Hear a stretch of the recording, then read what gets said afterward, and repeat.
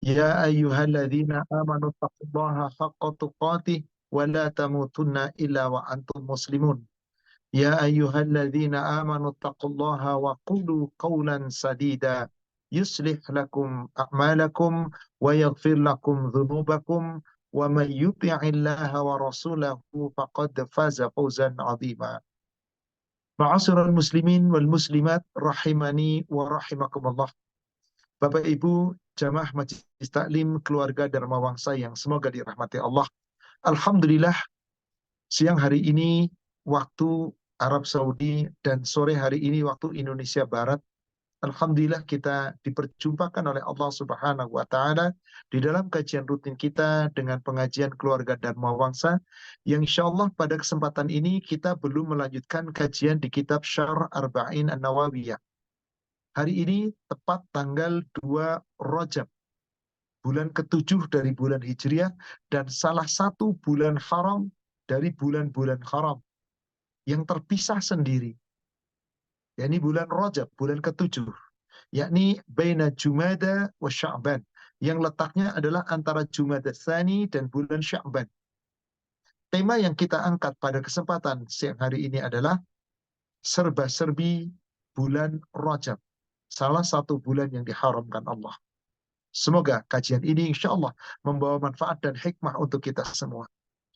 Salawat serta salam semoga terlimpahkan, tercurahkan kepada Nabi kita, Rasulullah Muhammad Sallallahu Alaihi Wasallam. Semoga tercurah kepada seluruh keluarga, sahabat, dan seluruh pengikutnya hingga yaumil akhir. Saya awali dengan sebuah ayat Al-Quran. Surat 9, surat At-Taubah, ayat yang ke-36. A'udzu billahi minasyaitonir rajim. Inna iddatash syuhur 'indallah 12 syahran. Sesungguhnya jumlah bilangan bulan-bulan di sisi Allah ada 12 bulan. Jadi yang menciptakan bulan-bulan itu adalah Allah. Berapa jumlah bulan diciptakan oleh Allah? Ada 12. Fi kitabillah. Allah tetapkan di dalam kitab Allah yauma khalaqas samawati wal ard. Dan itu Allah tetapkan ketika pada waktu Allah menciptakan langit dan bumi. Minha arba'atun hurum. Di antara 12 bulan yang diharamkan itu ada 4 bulan yang diharamkan.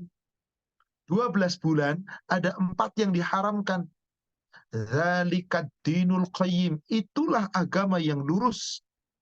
Ketetapan Allah yang hak bahwa Allah telah ciptakan bulan itu ada 12 bulan.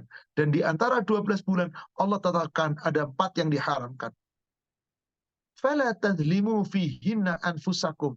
Maka janganlah kamu mendolimi dirimu sendiri. Jangan kamu menganiaya dirimu sendiri. Pada bulan-bulan yang 4 tadi, yang haram tadi. Waqatilul musyrikina kafah. Dan andai kata orang-orang musyrik memerangi kamu, perangi mereka seluruhnya.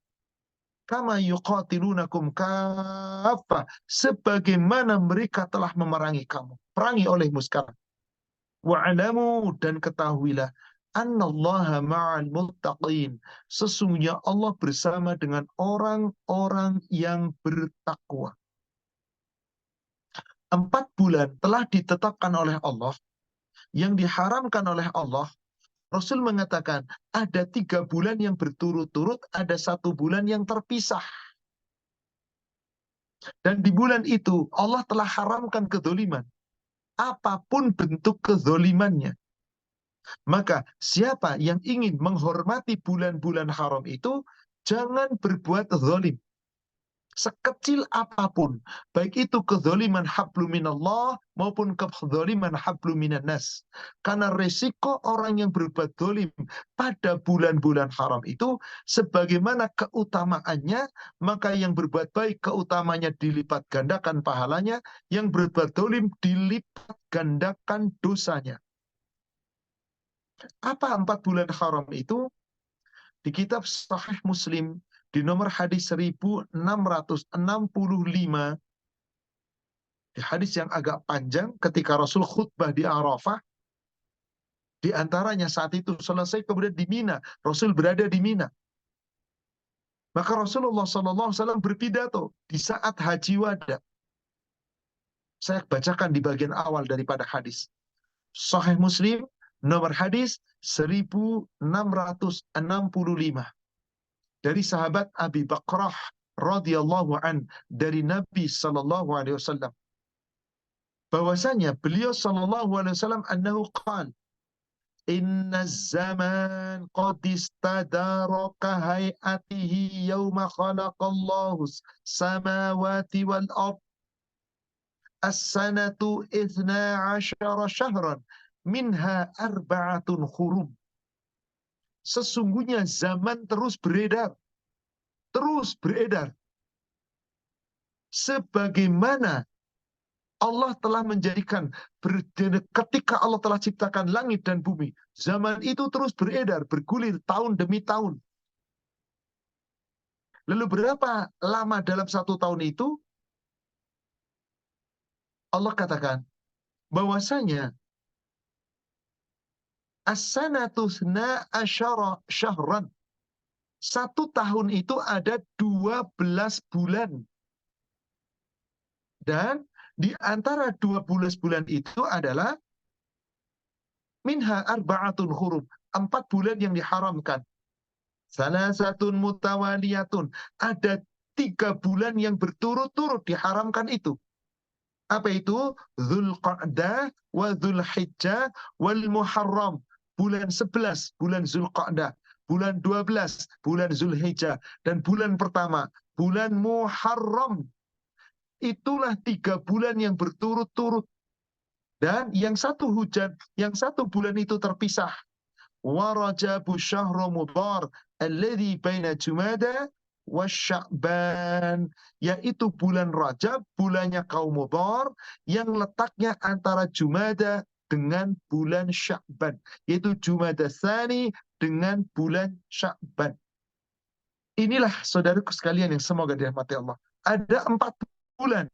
Lalu tadi di surat At-Taubah 36 dilarang berbuat dolim pada bulan-bulan itu.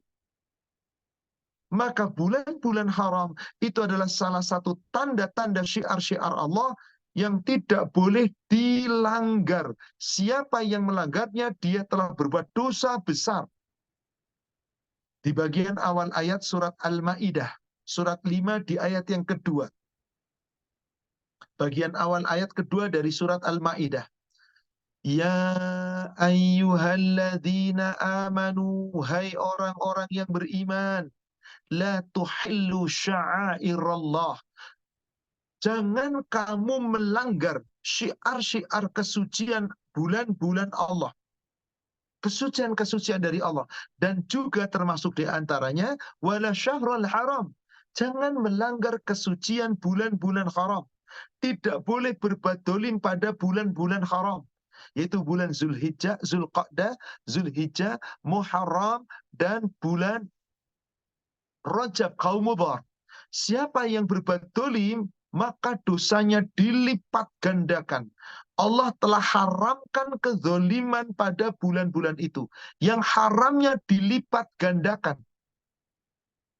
Maka dipanggil orang beriman, ya ayyuhalladzina amanu, wahai orang-orang yang beriman, la tuhillu sya'airallah, jangan kamu melanggar syiar-syiar Allah, kesucian-kesucian yang telah Allah tetapkan di dalam ajaran agama Allah. Wala syahrul haram, jangan melanggar kesucian di bulan-bulan yang dihormati, yaitu bulan-bulan haram. Jadi karena bulan haram itu adalah bulan yang dihormati, Allah melarang untuk manusia berbuat dolim. Lalu bagaimana? Ada orang berbuat dolim di bulan-bulan yang diharamkan. Kezolimannya lebih besar, dosanya lebih besar. Sedangkan setiap saat di bulan apapun, Allah haramkan perbuatan zalim. Kapanpun, di bulan apapun. Lalu bagaimana kalau ada orang berbuat zalim? Allah markah, Allah murka, Allah marah. Dan Allah sangat marah terhadap orang-orang yang senantiasa berbuat dolim. Apalagi dilarang berbuat dolim di bulan-bulan yang diharamkan, dia melanggar. Bahkan dia berbuat dolim pada bulan-bulan itu. Maka na'udzubillah, Summa na'udzubillah. Allah telah menetapkan dosa yang sangat besar andai kata ada seseorang berbuat zalim. Apalagi perbuatan dolim itu dilakukan di bulan-bulan yang diharamkan. Sedangkan bulan yang tidak diharamkan saja, Allah haramkan berbuat dolim.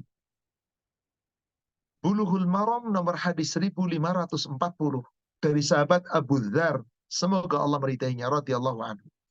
Hadis ini adalah hadis yang sahih yang diriwayatkan oleh Imam Muslim.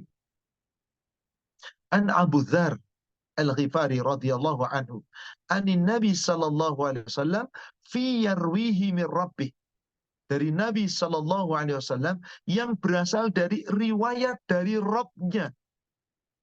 Qala, Allah berfirman, ya ibadi, hai hamba-hambaku, inni haramtu zulma ala nafsi, sesungguhnya aku telah mengharamkan kezaliman atas diriku.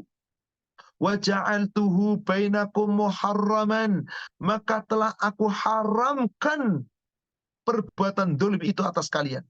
Haram dilakukan perbuatan dolim antar sesama manusia. Maka Allah Subhanahu wa taala karena telah mengharamkannya, fala tadzalamu, maka janganlah kalian saling mendolimi, jangan saling menyakiti, jangan saling menganiaya. Saudara sekalian, sekali lagi, Allah melarang perbuatan dolim itu tidak dikhususkan di bulan-bulan haram.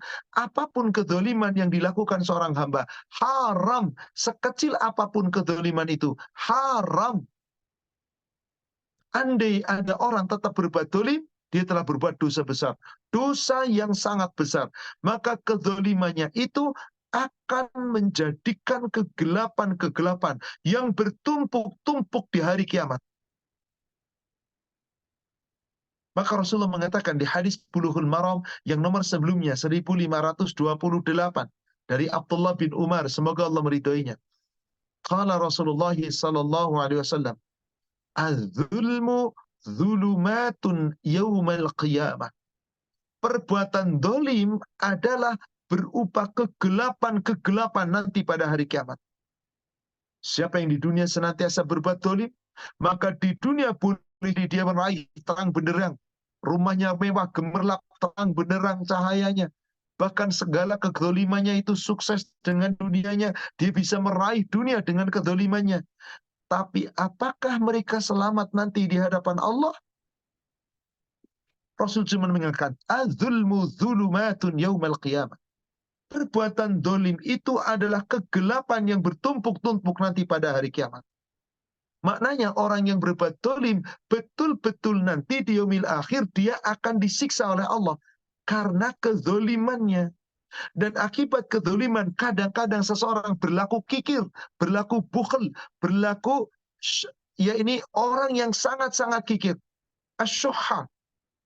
Hadis berikutnya yang nomor 1529-nya. Rasulullah SAW memberikan wasiat kepada Jabir bin Abdullah, dan tentu ini semuanya kepada kita. Dari Jabir bin Abdullah, semoga Allah meridhoinya. Qala Rasulullah SAW, ittaqu dzulma, takutlah kamu akan perbuatan zalim. Jauhi segala kezaliman, sekecil apapun. Kenapa? Az-zulmu zulumat, karena fa'inna zulmu zulumatun yaumal qiyamah. Perbuatan dolimu di dunia berbuah menjadi kegelapan bertumpuk-tumpuk pada hari kiamat. Wattaqus syuha, dan takutlah kamu sifat kikir. Perbuatan-perbuatan kikir akibat kezaliman manusia berbuah menjadi kikir. Fa'innahu ahlaka man kana qablakum. Karena sesungguhnya kezaliman dan kekikiran itulah yang menyebabkan umat-umat terdahulu telah dibinasakan oleh Allah. Siapa yang dimaksud umat terdahulu? Umat sebelum Nabi Muhammad. Umat para nabi-nabi sejak zaman dahulu. Ketika mereka dolim, dibinasakan. Tidak tersisa kecuali orang yang beriman. Ketika dolim, dibinasakan kecuali orang beriman. Lalu bagaimana sekarang? Allah telah berjanji kepada Rasul. Akibat suatu kedoliman manusia, Allah tidak binasakan seluruh umat. Akan tetapi terkadang akibat kedzaliman manusia di muka bumi, ternyata Allah timpakan akibat kedzaliman itu, siksaannya akibat kedzaliman tadi bukan menimpa kepada orang dolim saja. Justru kadang-kadang yang tidak berdosa terkena, yang tidak zalim terkena. Maka Allah ingatkan kepada kita di surat 8 Al-Anfal di ayat 25. Wattaqu fitnatan la tusibanna alladzina zalamu minkum khassah. Peliharalah dirimu, takutlah dirimu nanti akan datang suatu siksaan akibat kedzaliman manusia di dunia. Allah datangkan siksaan di dunia. La tusibanna alladzina zalamu minkum khassah. Ternyata akibat kezoliman dari sebagian orang, siksa yang terjadi akibat kezoliman di dunia itu tidak hanya menimpa orang yang zolim saja. Di antara orang yang zolim, bahkan ada yang nggak zolim kena. Yang zolim boleh jadi tidak terkena. Wa'lamu, dan ketahuilah, annallaha syadidul iqab. Sesungguhnya siksaan Allah itu sangat dahsyat. Siksaan Allah itu sangat keras. Allah telah mengancam. Boleh jadi orang-orang yang dolim di dunia aman. Boleh jadi kedolimannya di dunia dibiarkan oleh Allah. Akhirnya apa yang terjadi? Mereka bergelimang dalam kedoliman, lalu lupa diri, akhirnya aman di dunia, tapi telah menanti siksaan nanti di yaumil akhir. Yang digambarkan oleh Allah Subhanahu wa ta'ala, siksa itu adalah syadidul iqab, sangat keras dan sangat dahsyat. Apa artinya, saudara sekalian? Terkadang Allah timpakan suatu musibah, bukan karena kedoliman seseorang, lalu menimpa orang yang dolim itu saja. Yang tidak dolim pun terkadang terkena. Yang tidak dolim terkena dari akibat kedoliman seorang hamba. Maka akibat kedoliman terkadang efeknya begitu besar terjadi. Karena kedoliman Allah timpakan suatu gunung meletus. Yang terkena musibah, terkadang orang yang nggak salah terkena. Justru mungkin orang-orang yang salah secara akidah rusak dibiarkan oleh Allah. Maka ini sebuah peringatan bagi kita. Jangan sampai Allah timpakan kepada kita suatu keburukan bertubi-tubi, musibah bertubi-tubi akibat kedzaliman seorang hamba. Dan Allah sudah mengingatkan. Tapi na'udzubillah, terkadang manusianya tidak menyadari. Terkadang manusia tidak mencoba memahami. Akibatnya manusia berbuat dolim. Ingat saudara sekalian tadi, bulan Rajab, bulan tersendiri, yaitu di bulan ke-7, yang terpisah dengan bulan Zulqa'dah, Zulhijjah, Muharram. Mereka itu adalah bulan 11, 12, bulan 1. Zulqa'dah, Zulhijjah, Muharram. Sementara bulan Rajab, bulan kedua, bulan ke-7. Terpisah. Tapi Allah mengingatkan di bulan apapun, haram, jangan berbuat dolim. Anda berbuat dolim, tadi resikonya zulumat, kegelapan bertubi-tubi. Pada suatu ketika Rasulullah SAW disiksa, disakiti, dizolimi, dilempari kotoran. Beliau sedang sholat sampai ditindih batu, ditindih kotoran dan seterusnya. Kedzoliman mereka luar biasa. Sampai kemudian beliau hijrah. Dan sebelum adanya perintah perang, orang-orang dari musyrikin Mekah berbuat dolim kepada Rasul makin menjadi-jadi. Maka ada sahabat yang minta kepada Rasulullah SAW supaya mendoa. Apa doanya? Ya Rasulullah, timpahkanlah azab, supaya Allah menimpakan bencana kepada kaum musyrikin yang mereka telah berbuat dolim. Apakah Rasul mendoakan keburukan? Tidak. Ternyata apa yang terjadi? Orang-orang musyrik makin memusuhi Rasulullah. Makin menjadi-jadi. Maka Rasulullah Sallallahu Alaihi Wasallam di saat itu beliau tidak lagi minta kepada Allah supaya dibinasakan. Bahkan beliau biarkanlah sampai turun aturan Allah. Akhirnya ada sahabat yang begitu marah. Seakan-akan apa? Ya Rasulullah, kita lawan mereka. Kita di atas kebenaran. Mereka telah mencela kita, menghina kita, bahkan menyalahi aturan, perjanjian-perjanjian dikhianati. Kita di atas kebenaran. Bukankah kita boleh memerangi mereka? Yaitu memerangi kaum kafirin? Apakah Rasul langsung memerangi mereka? Kejadian yang dimaksud adalah kejadian di bulan-bulan yang diharamkan. Di 4 bulan. Rajab, Zulqa'dah, Zulhijjah, bulan Muharram. Apa yang terjadi? Sahabat menginginkan perang. Ya Rasul, kita perangi saja. Karena kalau tidak, mereka akan memerangi kita. Kita perangi ya Rasulullah. Tapi hal itu terjadi di bulan yang diharamkan, 4 bulan. Maka apa yang terjadi dengan para sahabat?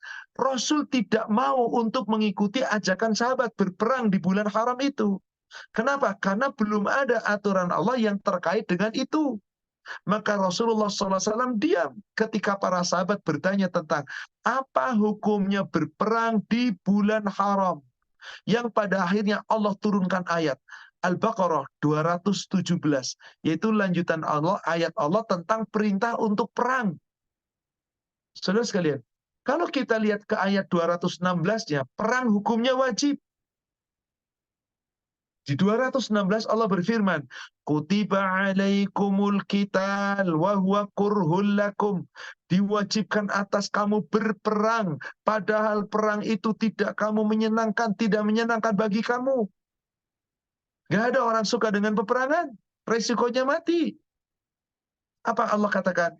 Wa asa an takrahu syai'an wa huwa khairul lakum. Boleh jadi kamu membenci sesuatu, tapi itu justru baik bagi kamu. Wa asa an tuhibbu syai'an wa huwa syarrul lakum. Boleh jadi mereka sangat mencintai sesuatu, tapi itu buruk bagi kamu. Wallahu ya'lamu wa antum la ta'lamun. Allah yang lebih mengetahui sementara kamu tidak mengetahui. Dari ayat ini jelas bahwasanya ada perintah perang. Tapi saat Rasulullah disakiti, dizolimi, dan itu di bulan-bulan haram, sahabat ingin perang. Minta, ya Rasulullah, kita di atas kebenaran, mari kita perangi. Rasul tidak berani perang. Kenapa? Karena bulan itu bulan haram. Khawatir dilarang. Dan itu bagian dari perbuatan zolim. Maka ketika sahabat mendesak Nabi SAW dengan tentang bulan-bulan haram itu, kenapa ada 4 bulan? Lalu apa yang dilakukannya, apa yang dilarang di bulan itu? Lalu ternyata di situ dalil orang berbuat dolim. Sahabat merasa gundah, apakah perang itu termasuk dolim atau tidak?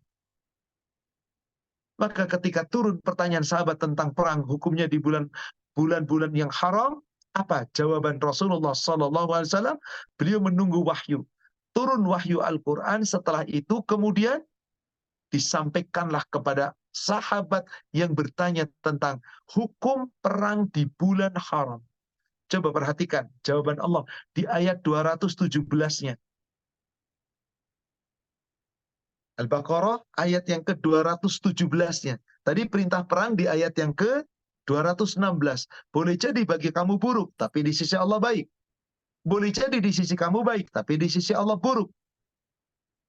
Yang akhirnya mereka kemudian berperang juga di saat diberitakan oleh Allah. Meskipun hati tidak menyukai.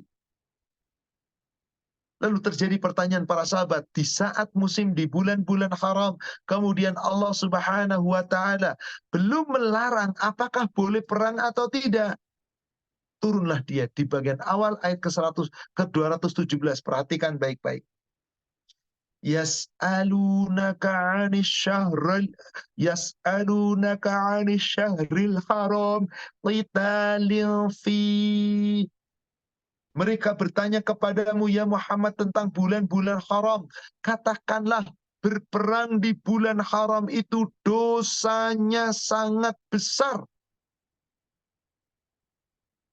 Al-qitalu fihi kabir. Berperang di bulan haram itu dosanya sangat besar. Jadi kalau ada orang berbuat perang di bulan haram, bagian dari kedzoliman. Kenapa? Karena Allah melarang di bulan haram ikut berperang. Allah dengan tegas melarang, jangan. Qitalun fihi kabir. Berperang di bulan-bulan haram itu dosanya lebih besar. Coba bayangkan Bapak Ibu. Allah tadi melarang kedzaliman di bulan apapun, di kapanpun. Wabil khusus di bulan haram diharamkan oleh Rasulullah. Lalu, bagaimana ada orang berbuat zalim padahal bukan peperangan di bulan-bulan haram yang Rasulullah SAW telah melarang perbuatan zalim. Berperang saja dilarang, apalagi sekadar berbuatan zalim. Apa yang terjadi saudara sekalian dengan kebanyakan umat manusia? Si fulan mendolimi si fulan dengan mencela dan seterusnya. Sekelompok orang berbuat zalim kepada orang lain gara-gara urusan pangkat, jabatan, kedudukan misal. Dan bermacam-macam. Apa akibatnya nanti? Sepanjang kezoliman itu dia tidak segera akhiri. Sepanjang kezoliman itu dia tidak segera rubah. Sampai kemudian di akhir hayatnya dia mati dalam kezoliman. Na'udzubillah. Summa na'udzubillah. Mereka tidak akan mendapatkan ampunan dari Allah. Maka saudara sekalian, serba-serbi di bulan haram, termasuk di antaranya bulan ke-7, yaitu bulan Rajab, bulan kaumnya Mudhar. Apa yang sebaiknya dilakukan? Apakah boleh berbuat zalim? Jelas tadi. Bagaimana kalau kita berbuat baik? Subhanallah, itu jauh lebih baik. Tapi ingat, perbuatan-perbuatan yang baik yang dilakukan di bulan-bulan yang diharamkan, jangan baik menurut kita, tapi baik menurut standar yang kebenaran. Apa itu standar kebenaran? Al-Quran, As-Sunnah. Al-Quran, As-Sunnah. Bukan bid'ah, bukan ajakan-ajakan yang lain. Andai waktu-waktu Anda dihabiskan untuk ketaatan, semisal apa? Apapun yang Anda bisa lakukan. Mencari ilmu agama, berzikrullah, membaca Al-Quran, atau beribadah-ibadah lain yang menggunakan harta pula dan menggunakan waktu lapang juga. Laksanakan sebaik-baiknya. Itulah kebaikan yang akan dilipat gandakan oleh Allah. Pahala kebaikan dilipat gandakan, dosa-dosa kedzaliman di bulan yang haram dilipat gandakan. Jadi bagaimana kita sekarang? Afwan, jangan Anda pernah melanggar. Yakni melanggar larangan-larangan di bulan yang diharamkan. Karena andai kata Anda melanggar tadi, dosanya lebih besar dari apa yang biasa dilakukan. Sebab Allah telah mengharamkan. Lebih baik mari kita sibukkan dengan bermacam-macam amal saleh. Kebaikan apapun. Laksanakan itu di bulan haram. Dan bulan ke-7. Inilah bulan pertama yang menemui kita dari 4 bulan haram. Karena setelahnya adalah bulan 11, 12. Dan yang paling utama lagi, yang paling pertama lagi adalah bulan ke-1. Yaitu bulan Muharram. Anda laksanakan kebaikan sebanyak-banyaknya. Tapi baik bukan menurut hawa nafsu.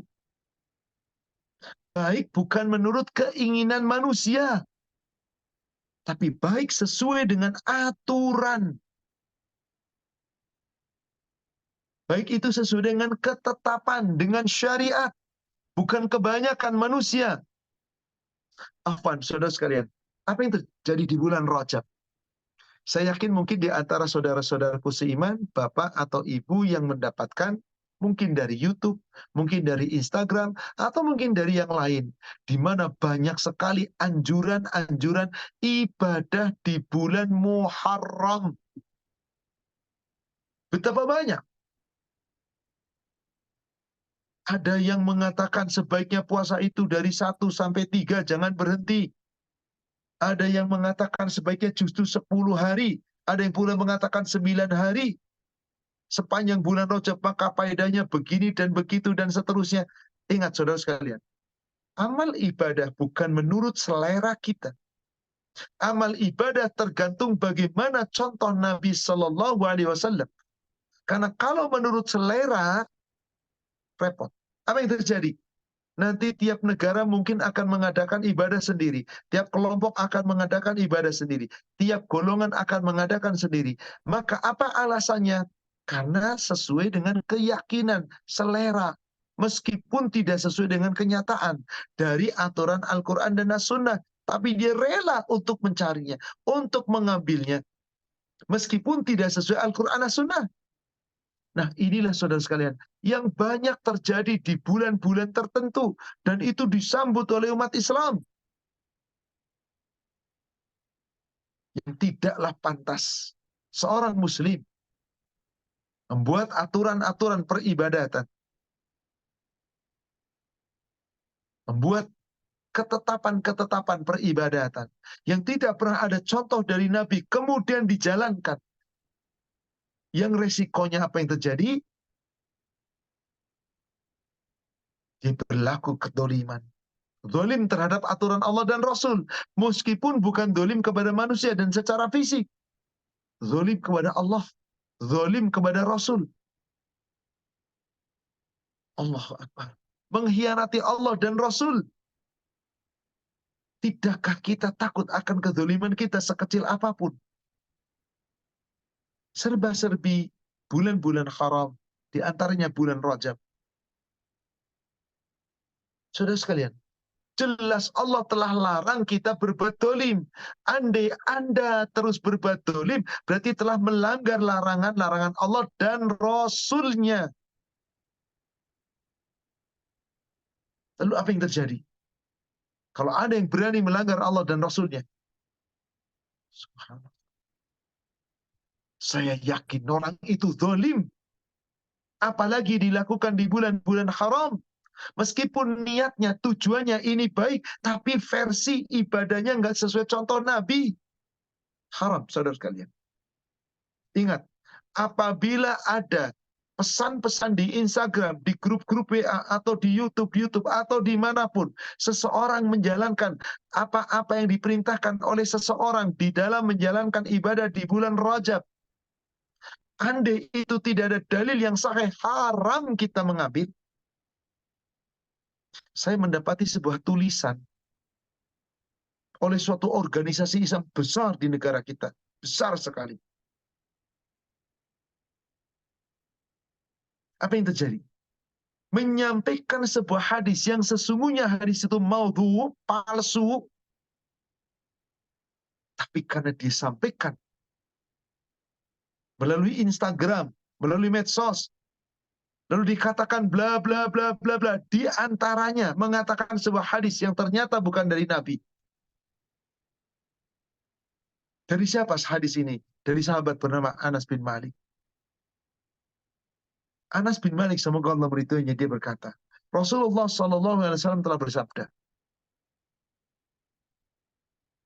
Inna fil jannati nahran yuqalu lahu Rajab ashadda bayda manil laban minal laban wahla minal asal man sama man rajaba yawman saqahu Allahu min dhalikan nahar.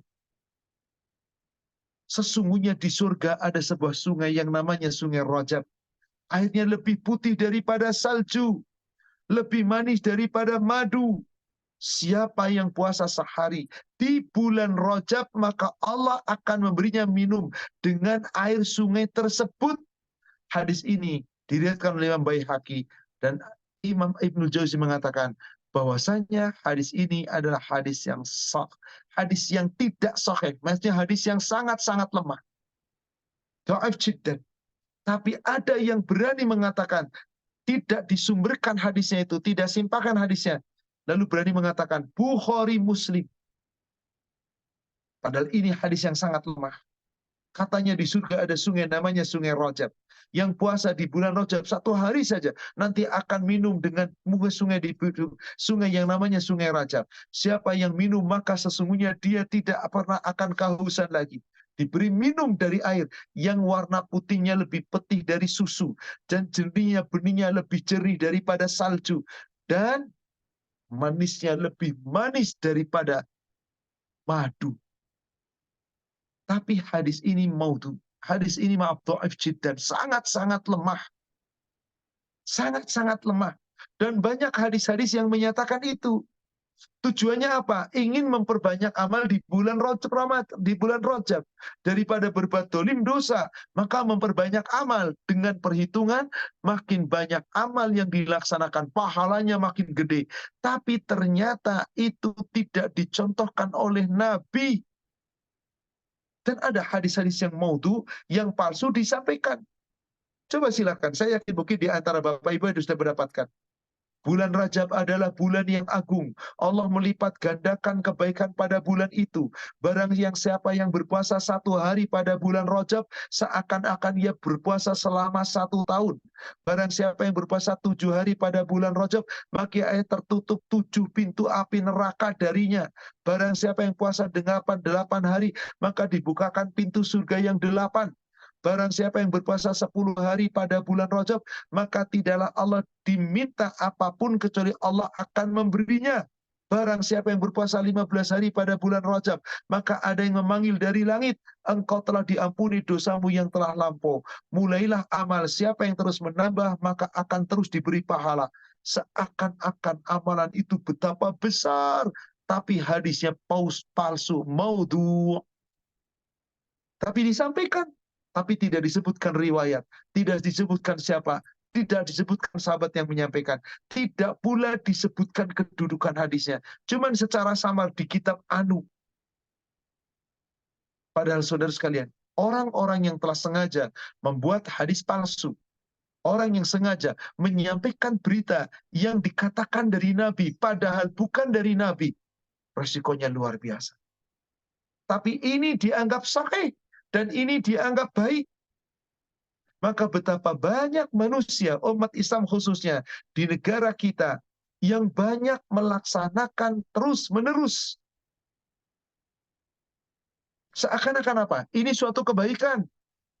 Puasa 10 hari pertama dan seterusnya. Ada pula siapa yang sholat pada malam pertama bulan Rajab. Sholat berapa lama? 20 rakaat. Ada pula sholat yang 4 rakaat. Setiap rokaatnya membaca ayat kursi. Di rokaat pertama membaca ayat kursi 100 kali. Di rokaat kedua membaca Al-Ikhlas 100 kali. Tidak akan mati. Hingga ketika dia mau mati, pasti dilihatkan tempatnya di surga. Nih tempatmu adalah surga. Hadis ini adalah hadis yang maudhu, palsu. Hadis yang tidak bersumber dengan sahih. Hadis ini subhanallah yang menyatakan bahwasanya orang-orang yang berpuasa dan mulia di situ, hadis-hadisnya tidak lepas banyak daripada hadis-hadis yang palsu.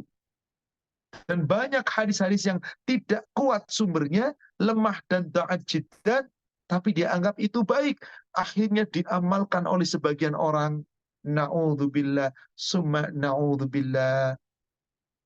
Barang siapa yang puasa di hari pertama bulan Rajab sebagai kafarah pemubur dosa 3 tahun. Jadi Anda puasa di hari pertama Rajab, kemarin hari Sabtu. Anda digugurkan dosanya selama 3 tahun. Kalau Anda puasa lagi hari ini, hari kedua, maka kafarah selama 2 tahun berikutnya. Kemudian kalau hari ketiga, kafarah selama 1 tahun. Jadi di hari pertama dapat ampunan 3 tahun. Hari kedua puasa lagi dapat ampunan 2 tahun. Hari ketiga puasa lagi dapat ampunan 1 tahun. Kemudian setiap harinya kafarah selama 1 bulan. Maka siapa yang puasa sepanjang bulan Sya'ban banyak, makin banyak puasanya, makin banyak diampuni dosanya. Bertahun-tahun dosa diampuni oleh Allah. Hadis ini maudhu, palsu. Allahu Akbar. Inilah saudara sekalian. Dan saya yakin kita banyak mendengar kalimat. Apa di antara kalimatnya? Rajab syahrullah, wa sya'ban syahrul wa syahri, wa ramadan syahrul ummati. Bulan Rajab adalah bulanku, kata Allah. Bulan Sya'ban bulanku, kata Rasulullah. Sedangkan bulan Ramadan bulan umatku, bulan kalian semua.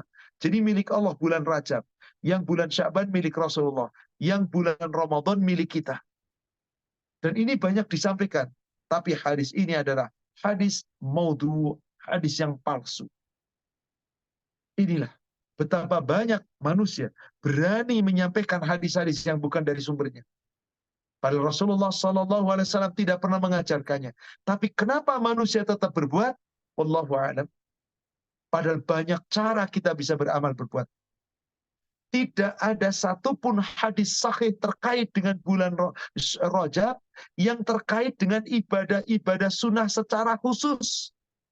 Puasa khusus di bulan Rajab, salat khusus di bulan Rajab, membaca ayat khusus di bulan Rajab. Maka semuanya itu tidak diketahui dalil yang sahihnya. Rata-rata hadisnya adalah palsu. Minimal sekurang-kurangnya dhaif jiddan.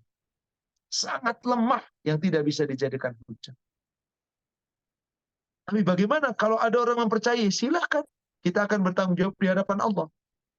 Sedangkan Allah telah perintahkan melalui Nabi SAW di Sahih Muslim nomor hadis 2170. Sahih Muslim 2170 dari Abu Hurairah. Qala Rasulullah sallallahu alaihi wasallam. Telah bersabda Rasulullah sallallahu alaihi wasallam. Ma nahaitukum anhu fajtanibu. Apa saja yang telah kami larang kamu mengerjakannya, fajtanibu, tinggalkan jauh-jauh. Wa ma amartukum bihi faf'alu mastata'tum. Adapun apa-apa yang kami perintahkan kamu untuk mengerjakannya, lakukan sekuat tenaga kamu. Lakukan sehabis daya kamu. Jangan kita kemudian melanggar. Jika dilarang, tinggalkan. Jika diperintah, laksanakan. Kenapa? Karena justru dengan Anda mengamalkan ini, Anda mendapatkan kebaikan-kebaikan. Faf'alu mastata'tum. Kenapa? Fa inna ahlakal ladina min qablikum kathratun fasailihim wa ikhtilafuhum ala anbiya'ihim. Sesungguhnya banyaknya umat-umat yang sebelum kamu dibinasakan oleh Allah. Binasa itu semata-mata karena apa? Banyak suka bertanya-tanya tanpa hak.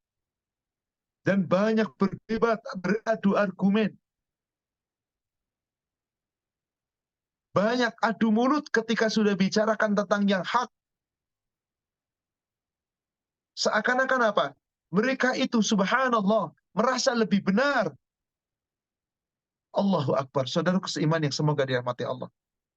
Jelas di sini, apa-apa yang tidak diperintahkan oleh Rasulullah, tinggalkan. Apalagi yang dilarang. Kenapa? Yang diperintahkan Rasul itu jelas sunnah, yang tidak diperintahkan Rasul itu jelas bid'ah, berarti dilarang. Karena semua bid'ah itu adalah wajib ditinggalkan. Rasul melarang, kullu bid'atin dhalalah. Maknanya apa saudara sekalian? Di bulan Rajab ini, awal kita ketemu dengan bulan haram, yang seterusnya akan ketemu lagi nanti di bulan Zulqa'dah, bulan Zulhijjah, bulan Muharram. Maka saudara sekalian yang semoga dirahmati Allah, jaga baik-baik, agar nanti kita tidak berbuat kedoliman-kedoliman yang lain di bulan-bulan yang lain selain Rajab ini. Lalu apa yang bisa kita amalkan kebaikan di bulan Rajab? Semua amal kebaikan yang kita bisa lakukan. Kecuali ada dalil yang menunjukkan secara khusus. Silahkan amalkan. Kalau tidak, tinggalkan. Adakah amalan-amalan ibadah sunnah khusus di bulan Rajab? Wallahualam, saya tidak pernah melihat dalil yang saya tentang itu.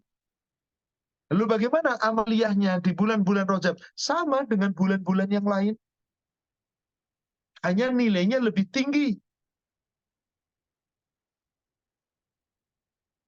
Akan tetapi tentu saja,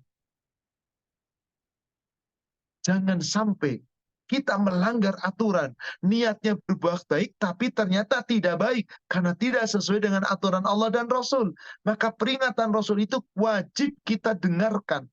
Wajib kita yakini. Wajib kita amalkan.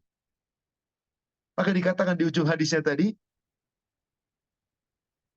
Inna ahlaka alladhina min qablikum kathratun masail. Sesungguhnya banyaknya umat-umat yang telah dibinasakan sebelum ke mereka adalah ketika mereka banyak tanya, banyak debat, waqtilafuhum ala anbiya'ihim, menyelisihi nabi-nabi mereka, bahkan mendebat nabi-nabi mereka. Sudah dikatakan yang hak, akan tetapi mudah diabaikan. Padahal sekali lagi, saudara sekalian yang semoga dirahmati Allah, orang-orang yang senantiasa berdusta atas nama Nabi, itu sesungguhnya mendapatkan resiko yang sangat berat. Ada sebuah resiko yang sangat berat, yang akan dipertanggungjawabkan sampai nanti di yaumil akhir. Sampai Nabi SAW bersabda, dari Abu Sa'id Al-Khudri, di hadis Sahih Muslim 2518,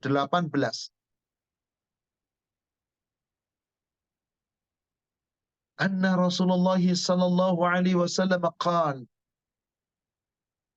dari Nabi sallallahu alaihi wasallam bahwasanya beliau bersabda, la taktubu anni wa man kataba anni ghairal Qur'an falyamhu.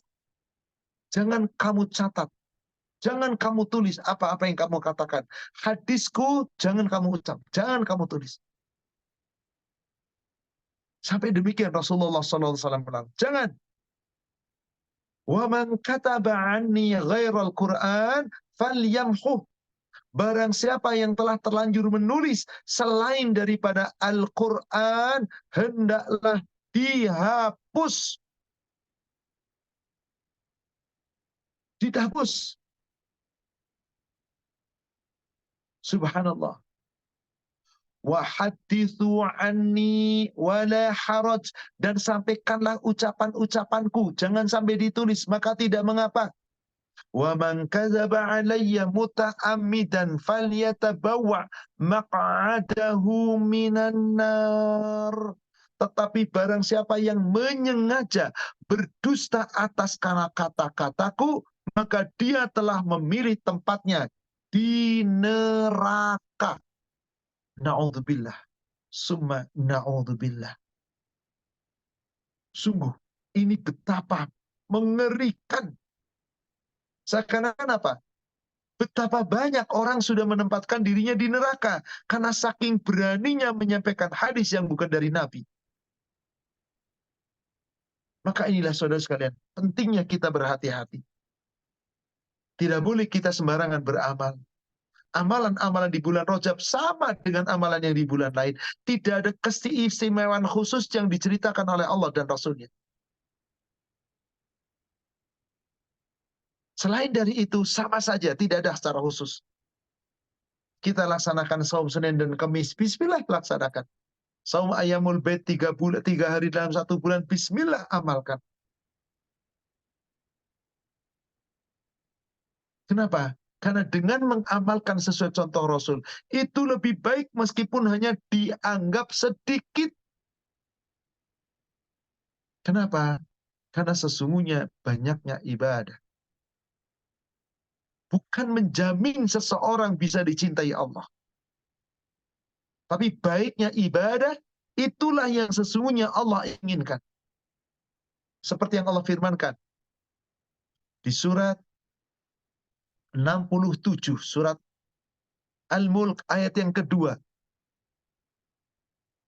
Alladzi khalaqal mauta wal hayata liyabluwakum ayyukum ahsanu amala. Dialah Allah yang telah menciptakan mati. Allah pula yang menciptakan hidup. Dan dia Allah menguji kamu sepanjang kita hidup, diuji oleh Allah. Apa itu ujiannya? Liyabluwakum ayyukum ahsanu amala. yaitu supaya Allah menguji kamu, siapa di antara kamu yang butuh amal yang lebih baik. Siapa di antara kamu, maaf, yang mengerjakan amal yang lebih baik, bukan lebih banyak, saudara sekalian. Karena ada yang mengatakan, siapa yang sholat raghaib, itu sholat hari Jumat pertama di bulan Rajab, sepanjang 20 rakaat, maka nanti pahalanya begini, begini, dan begitu. Seakan-akan dengan 20 lebih baik. Tadi baca ayat kursi 100 kali, baca Al-Ikhlas 100 kali, nanti akan begini dan begitu dan seterusnya. Ingat, Allah tidak melihat banyak-banyaknya amal kita. Allah tidak pernah melihat banyaknya amal-amal kita. Lalu apa yang dilihat oleh Allah? Bagaimana bagusnya Anda menjalankannya dengan bagus, jumlahnya banyak, tentu itu lebih baik lagi.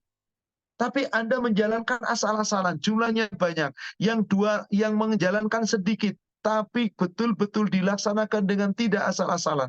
Mana yang lebih baik?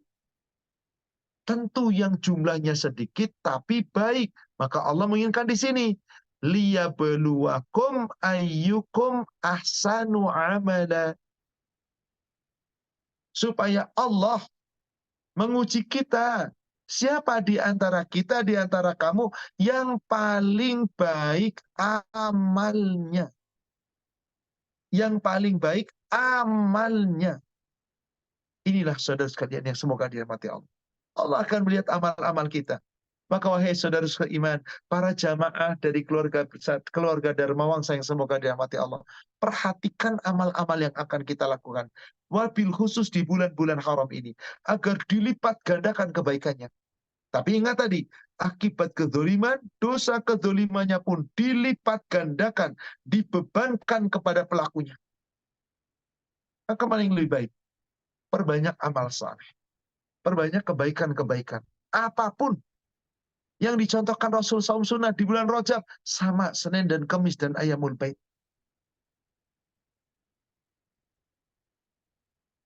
Karena seperti itulah. Mari kita jalankan Senin Kamis. Mari kita jalankan Ayyamul Bait. Dan jalankan pula beberapa saum-saum sunnah yang diperintahkan. Bismillah, lakukan. Dawam, jangan angin-anginan. Terus menerus. Inilah saudara sekalian, yang paling dicintai Allah. Bukan berapa banyak amal yang Anda lakukan, tapi bagaimana Anda bisa menjaga kontinunya amal tersebut yang dilakukan terus-menerus. Kenapa? Karena Nabi Shallallahu Alaihi Wasallam telah mengisyaratkan itu kepada kita. Rasulullah Shallallahu Alaihi Wasallam telah mengingatkan itu kepada kita. Amal terbaik bukan berapa banyak amal yang Anda lakukan, tapi amal terbaik adalah amal yang paling baik yang dilakukan oleh seorang hamba. Nabi Shallallahu Alaihi Wasallam pernah memberikan sebuah nasihat, dan nasihat itu betapa indah. Yang Nabi Shallallahu Alaihi Wasallam sampaikan nasihat itu kepada orang-orang untuk memperbaiki amal ibadah. Sebab apa? Yang dinilai oleh Allah Subhanahu wa Ta'ala adalah bukan banyaknya, tapi bagaimana bagusnya ibadah seseorang yang dilakukan dawam, istiqamah, meskipun sedikit. Di kitab Sahih Muslim, hadis nomor 2415 dari Ummul Mukminin Aisyah, semoga Allah meridhoinya, Rasulullah Shallallahu Alaihi Wasallam bersabda, qala Rasulullah Sallallahu Alaihi Wasallam, telah bersabda Rasulullah Sallallahu Alaihi Wasallam. Apa kata Rasulullah? Diperintah agar selalu berbuat kebaikan, kebaikan, kebaikan. Apa yang diperintahkan Rasulullah? Saddidu wa qarribu wa abshiru. Fa innahu lan yudkhilal jannata ahadan amalahu. Bersegeralah kamu, segera bersungguh-sungguhlah kamu, lebih mendekatkanlah diri kepada kebaikan. Terus lebih semangatnya. Terus semangat, semangat. Wa abshiru, dan beri kabar gembira, yaitu bergembiralah. Sebab bukan amal-amal kamu yang menyebabkan kamu masuk surga. Saat itu sahabat bertanya, "Wa ma anta ya Rasulullah?" Apakah Anda masuk surga juga bukan karena amal-amal Anda ya Rasulullah? Wala ana. Ya, termasuk juga aku. Termasuk juga aku. Illa kecuali an yata'ammadani Allahu minhu birahmati. Allah telah melimpahkan rahmatnya kepadaku. Allah telah melimpahkan rahmatnya kepadaku. Dengan rahmat Allah, maka seseorang akan meraih surganya Allah. Wa'lamu, di ujung hadisnya Rasul mengatakan, dan ketahuilah, anna ahabbal amal illallah adwamuhu wa in qalla.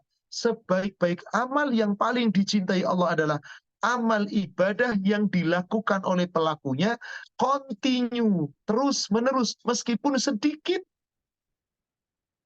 Ada puasa di bulan Rajab, 3 hari Ayyamul Bid, Senin Kamis, setiap Senin Kamis. Jumlahnya 11. Seperti bulan-bulan yang lainnya. Bagus. Karena amal ini sudah ditetapkan oleh Nabi. Tapi kalau Anda ingin sebanyak-banyaknya, dari mana dalilnya? Apalagi dengan kaifiat, kaidah-kaidah, begini pahalanya, begitu pahalanya, mendapat ribat ini dan itu. Maka yang seperti ini, sepanjang tidak ada keterangan dari Allah dan Rasul, tinggalkan. Karena yang ada membebani tanggung jawab. Apalagi kalau itu ternyata bid'ah. Maka ikuti. Jika dia mengikuti apa-apa yang dari Rasul, selamat. Yang bukan dari Rasul, tinggalkan, jangan diikuti. Karena umat Islam wajib kemudian disiplin dalam menjali dalil. Agar apa? Menjadi amalan mutaqabbala. Bukankah tiap pagi kita berdoa? Allahumma inni as'aluka ilman nafi'a wa rizqan tayyiba wa amalan mutaqabbala.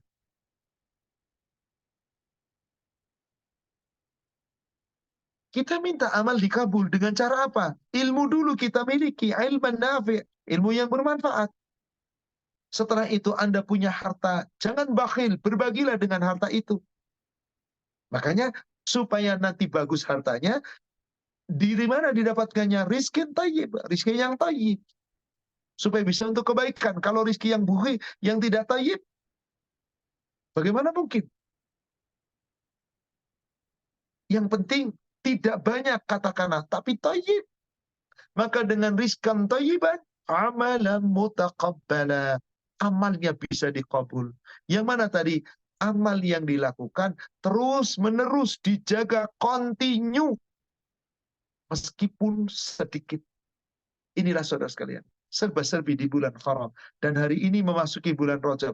Yuk kita perbanyak ibadah. Sholat tahajud, sholat malam, sholat witir. Sama dilakukan dengan hari-hari berikutnya. Insya Allah sama. Kualitas dan kuantitas ibadah kita sama dengan bulan-bulan yang lainnya. Karena memang tidak ada dalil yang menunjukkan khusus. Oh, orang yang sholatnya banyak sekian puluh hari maka akan mendapatkan kemuliaan dan seterusnya dan seterusnya. Yang mana dalilnya? Kalau tidak ada, jangan. Tapi kalau ada, bismillah. Rasul menyampaikan, jalankan. Jelas Ayyamul Bid diperintahkan di bulan apapun. Senin diperintahkan di bulan apapun. Tapi dikhususkan bulan Rajab butuh dalil. Mana dalilnya? Tapi yang melaksanakan, monggo tidak mengapa. Walakum a'malukum walana a'maluna. Intinya saudara sekalian, serba-serbi di bulan Rajab. Salah satu dari bulan yang diharamkan. Ikuti aturan Allah dan Rasul. Bulan Rajab tidak ada bedanya dengan bulan-bulan yang lain. Tidak ada keistimewaan sedikit pun dengan bulan-bulan yang lain. Kecuali tadi ada yang menyampaikan berupa ayat Al-Quran ataupun hadis. Apa diantaranya? Oh, penghulunya bulan haram. Salah satu bulan yang diharamkan, bulan Rajab itu. Oh, larangannya dilarang berbuat dolim, dilarang mengharamkan saudaranya, dan yang lainnya. Oh, apa perintahnya? Ini yang sesuai dengan sudah dibiasakan, yang sudah diperintahkan Rasul. Setiap hari ada ajarannya, setiap pekan ada perintahnya, setiap bulan ada peringatannya, dan semuanya itu telah ditetapkan oleh Allah dan Rasulnya. Silahkan Anda jalankan. Silahkan Anda jalankan. Kalau itu yang kita lakukan merujuk kepada dalil dari Nabi Sallallahu Alaihi Wasallam, dan semua diikuti dan ditaati, insya Allah tenang. Insya Allah tenang. Maka bulan-bulan haram ini harus kita hormati. Ingat tadi, yang melanggar bulan haram, haram. Yang melanggar kesucian-kesucian kehormatan bulan haram, haram. Yang melanggar aturan-aturan Allah dan Rasulnya, haram. Lalu bagaimana agar kita tidak diharamkan? Ikuti aturan Allah dan Rasul. Jalankan perintah Allah dan Rasulnya. Jalankan aturan Allah dan Rasulnya. Jalankan ketetapan Allah dan Rasulnya. Insya Allah. Lakukan semuanya. Amal ibadah di bulan Rajab sama dengan bulan yang lain. Hanya tadi keistimewaannya, salah satu bulan yang diharamkan. Ternyata tidak ada dalil yang sahih tentang itu. Wallahu a'lam. Demikian, saudaraku seiman yang semoga dirahmati Allah, serba-serbi bulan yang diharamkan. Itu larangan berbuat dolim. Dan di antara yang dilarang berbuat dolim, seluruh manusia. Siapapun. Orang awam, orang yang punya kedudukan, punya pangkat jabatan. Siapapun rakyat biasa, atau seorang guru ngaji, atau seorang asatid, atau siapapun. Karena tidak ada kekhususan dari Nabi, bismillah. Jangan kita mengkhususkan. Kalau ada perintah dari Nabi, bismillah, kita jalankan. Maka insya Allah semoga kita akan selamat dalam kehidupan dunia sampai di akhirat nanti. Adapun bulan Rajab, tanggal 27 Rajab dianggap bulannya di mana hari itu adalah Isra-nya Rasulullah dan Mi'rajnya Rasulullah. Di bulan Rajab tanggal 27. Wallahualam, saya tidak menceritakan tentang itu dan saya tidak meyakini 27 Rajab itu ada harinya, itu hari diturunkan hari ketika dimi'rajkannya Rasulullah. Wallahualam. Saya tidak mendapatkan keterangan yang pasti, tapi tentang peristiwa Mi'raj wajib kita yakini. Perintah sholat ketika beliau dipanggil ke Sidratul Muntaha wajib kita yakini. Tapi kalau bulannya terjadi di bulan Rajab, wallahu a'lam. Saya tidak pernah meyakini itu. Karena belum ada dan tidak pernah ada ditemukan dalil yang secara spesifik pasti menyebutkan bahwasanya Mi'rajnya Rasul adalah di tanggal 27 Ram, di tanggal 27 Rajab yang biasa diperingati. Tapi saya tidak menceritakan itu karena memang saya tidak pernah membaca adanya dalil yang sahih bahwa peringatan Isra dan Mi'raj adalah tanggal 27 Rajab. Meskipun maaf di negara kita senantiasa diperingati pada tanggal itu. Wallahualam. Biarlah nanti urusan Allah. Yang jelas setiap apa yang kita lakukan dipertanggungjawabkan. Wallahu a'lam.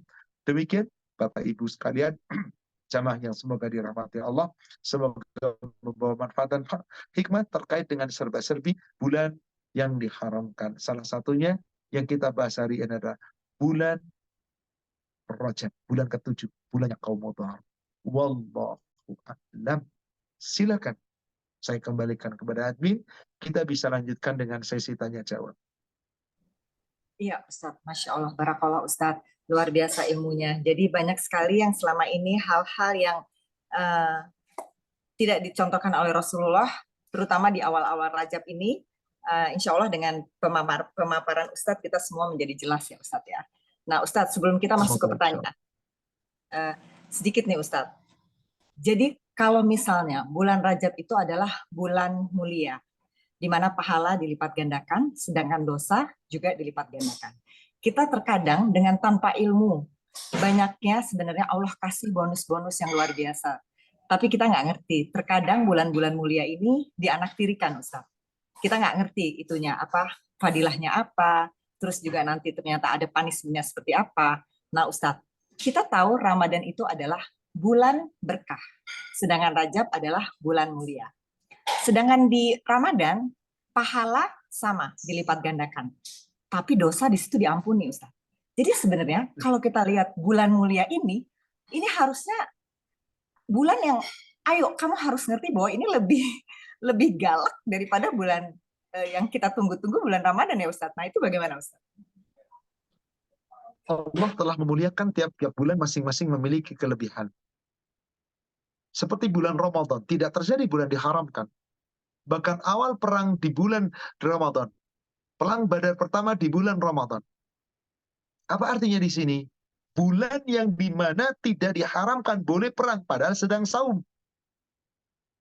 Dan bulan ini adalah satu bulan di mana tidak ada yang memiliki malam-malamnya yang lebih mulia. Karena di sana ada malam Qadar. Dan jaminan Allah mendapatkan ampunan. Ampunan dari seluruh kesalahan dan dosa-dosa. Karena Allah telah mengajarkan itu kan. Man qoma ramadanan imanan wahtisaban ghufira lahu ma taqaddama min dambi. Kemuliaan bulan Ramadan nggak ada di bulan manapun, Ibu. Nggak ada satu bulan penuh yang jaminannya diampuni dari segala dosa. Meskipun kalau kita merujuk hadis maudhu di bulan Rajab, siapa yang puasa sehari diampuni sekian, siapa yang ini sekian. Bahkan ada yang sampai siapa yang puasa 10 hari maka diampuni dosanya selama 700 tahun. Lah hidup aja kita cuma berapa? Jadi seluruh dosa kita diampuni. Maka hadis ini ternyata maudhu, palsu. Jadi ada bulan tertentu yang memiliki keutamaan tertentu, kemuliaan tertentu, yang sanksinya pun tertentu, yang tidak dimiliki bulan lain. Di antara 4 bulan yang haram pun beda-beda. Zulqa'dah tidak ada keutamaannya apa-apa. Maka sama saja. Cuma diharamkan. Sama berarti dengan Rajab. Bulan Zulhijjah, keutamanya luar biasa.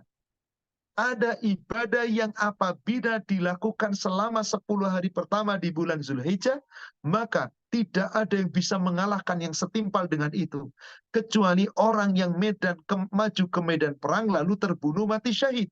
Itu yang bisa mengalahkan ibadah yang terbaik di awal bulan Zulhijjah. Di hari-harinya, puncaknya 10 Zulhijjah. Sembelih kurban, nggak ada di waktu yang lain. Berhaji, mulai dari bulan Zulhijjah, sebetulnya boleh dari bulan Zulqa'dah, boleh dari bulan Syawal. Yang penting puncaknya di bulan Zulhijjah. Mulai tanggal 8, Tarwiyah, kemudian Arafah, kemudian Musdalifah, kemudian Mina, dan seterusnya. Itu keutamanya hanya di bulan Ramadan, hanya di bulan Zulhijjah. Nggak ada di bulan yang lain. Lalu bagaimana dengan Muharram? Muharram di situ ada hari Asyura. Yang Rasulullah perintahkan, siapa yang saum pada hari Asyura, maka Allah akan ampuni dosanya setahun yang telah lalu. Ada lagi keutamanya, hanya di Asyura.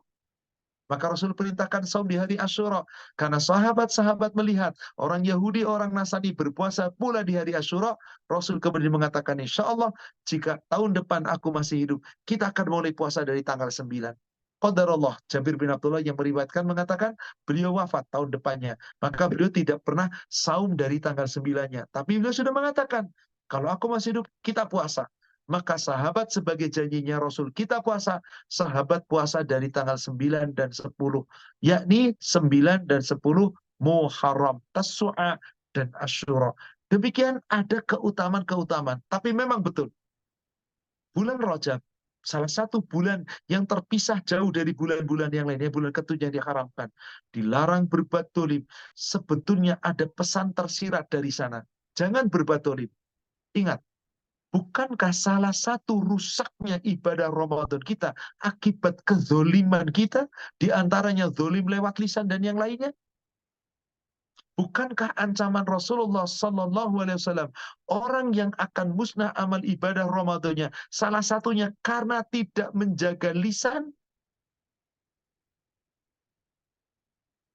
Rasul telah mengatakan, "Man lam yada' qaula zur wal 'amala bihi wal jahl, falaysa lillahi hajatun fi an yada'a ta'amahu wa syarabahu." Barang siapa yang berpuasa tapi tidak meninggalkan perkataan dusta, kata-kata kotor, beramal dengan amal itu, perbuatannya jahil, Allah nggak punya kepentingan. Ramadan berlalu, tidak ada ampunan. Padahal mulianya ampunan adalah diampuni dosa sepanjang hidup Anda sampai ketika Anda saum Ramadan ini. Demikian, jadi harusnya kita betul-betul mempersiapkan diri. Para sahabat dahulu bagaimana mempersiapkan bulan Rajab? Betul-betul, bukan memperbanyak ibadah yang tidak dicontohkan Rasul, tapi mempersiapkan sebaik-baiknya ibadah untuk bekal nanti di bulan Ramadan.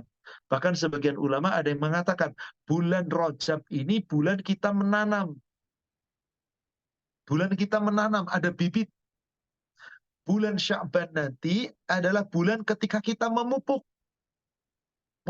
agar nanti buahnya bagus. Bulan Ramadan, bulan kita memanen. Tapi Anda nggak bakal panen kalau nggak pernah menanam. Anda menanam nggak bakal dipanen kalau Anda tidak memupuk. Anda menanam, Anda memupuk nggak bakal dapat hasil kalau tidak dipanen. Nah demikian sampai ada yang menyelesaikan. Jadi sekaranglah kita harus mulai menanam, dibiasakan dia disiplin dari ibadah-ibadah, meninggalkan yang kedoliman-kedoliman. Nanti di bulan Sya'ban kita pupuknya, kita perbanyak dan kita perbaiki sebaik-baiknya. Agar nanti kita panen seluruh amal ibadah terbaik dilakukan di bulan Ramadan. Demikian, wallahu a'lam. Masya Allah. Jadi benar-benar kita diminta untuk latihan di bulan Rajab ini ya Ustadz ya. Kalau lulus, Insyaallah semua kita kita bisa tinggi melatih. ke Semoga, Syaban, nanti kita insya Allah Ramadan semua dapat tercapai tujuan semoga, menjadi manusia yang bertakwa ya semoga. Ustadz. Masya Allah. Baik Ustadz, Semoga insya itu Allah. tadi diibaratkan kita sekarang lagi menanam Ibu, insya Allah. Benih Iya, kita tumbuh di bulan Syaban, kita pupuk baik-baik, kita rawat. Hasilnya kita petik di bulan Ramadan, insya Allah. insya Allah. Amin, amin, amin ya Rabbal Alamin. Baik Ustadz, kita masuk ke pertanyaan Ustadz. Ini pertanyaan banyak sekali, jadi yang tanya mengenai amalan ini, amalan ini. Pokoknya amalan selain yang amalan sehari-hari sebenarnya itu tidak ada ya Ustadz ya. Yang misalnya Ya, puasa. setiap ada amalan khusus di bulan Rajab, ini, itu, dan seterusnya. Sepanjang tidak disebutkan hadis dan dalil yang sahih, sudah tinggalkan. Yang jelas seluruh ulama telah sepakat, 4 imam mazhab bahkan telah sepakat. Amal ibadah di bulan Sya'ban sama saja dengan bulan-bulan yang lain. Ayamul Bid puasanya, Senin Kamis puasanya. Sholatnya bagaimana? Sholat tahajud, sholat malam, sholat qiyamul lail, sholat witir, sholat duha, rawatib, dan seterusnya sama. Yang penting tadi, sedikit tapi kita jaga continue. Kalau ada kekhususan, maka wallahualam, saya tidak pernah mendapatkan dalil yang sahih tentang itu. Meskipun betapa banyak beredar di medsos-medsos tentang amalan yang utama di bulan Rajab. Demikian, wallahualam. Ya Ustaz, jazakallah khairan. Termasuk doa ya yang Allahumma barik lana fi rajabana wa sya'bana ramadana. Kalau Anda mau berdoa itu boleh-boleh saja. Ini adalah doanya para salafus saleh yang memohon kepada Allah supaya diberikan keberkahan. Allahumma barik lana fi Rajab. Ya Allah, berkahi bulan Rajab kami ini. Juga Sya'ban, supaya nanti jabat pula berkah dari bulan Sya'ban. Dan Ramadan supaya diijabah doa-doa kita. Maka seperti itu tidak mengapa. Balligh lana fi Rajabana, balligh lana fi Sya'ban, wa balligh lana fi Ramadan. Sampaikan aku sampai bulan Sya'ban dan sampaikan pula sampai bulan Ramadan. Boleh, tapi prinsip. Jangan cuma Anda berdoa minta itu, tapi Anda tidak menanam, Anda tidak memupuk, Anda tidak merawat, sehingga tidak akan memanen nanti. Tapi kalau mau berdoa, silakan saja. Asal jangan diyakini doa ini dari Rasul. Karena doa itu sifatnya maslahat. Kalau doa itu masalah, doa-doa memang kebutuhan, terserah bebas kita meminta. Demikian, wallahu a'lam. Baik Ustadz. Nah Ustadz, kalau misalnya itu tapi dilakuin 70 kali Ustadz. Doanya sudah betul, tapi 70 kali. Dengan hitungan. Mengada-ada. Nah, Mengada-ada. Kadang ada dalil. Betul. Tapi kalau kita sekedar meminta sekali, 2 kali, 3 kali, ya sudah. Dan tidak menganggap itu dari Nabi. Kalau menganggap itu dari Nabi, bahkan penting kalau nggak begitu nanti Rajab Anda nggak sukses, nah itu menjadi bid'ah. Karena memang tidak pernah ada dari Nabi SAW. Ya, baik Ustaz. Pertanyaan lagi Ustaz. Misalnya, kita menemukan banyak sekali amalan-amalan yang tidak betul. Bagaimana sikap kita untuk menegur teman kita? Dan kalau misalnya kita telah terjerumus kepada dosa yang kita nggak sadarin, terus tobatnya bagaimana Ustaz? Di mana itu katanya dilipat gandakan. Apakah dengan tobat nasuha atau sholat atau bagaimana Ustaz? Allah berjanji, setiap Anda berbuat kesalahan dan dosa, selama Anda mau bertobat, tidak pernah tertutup pintu tobat. Salah satunya bisa dilihat di hadis Muslim 2324.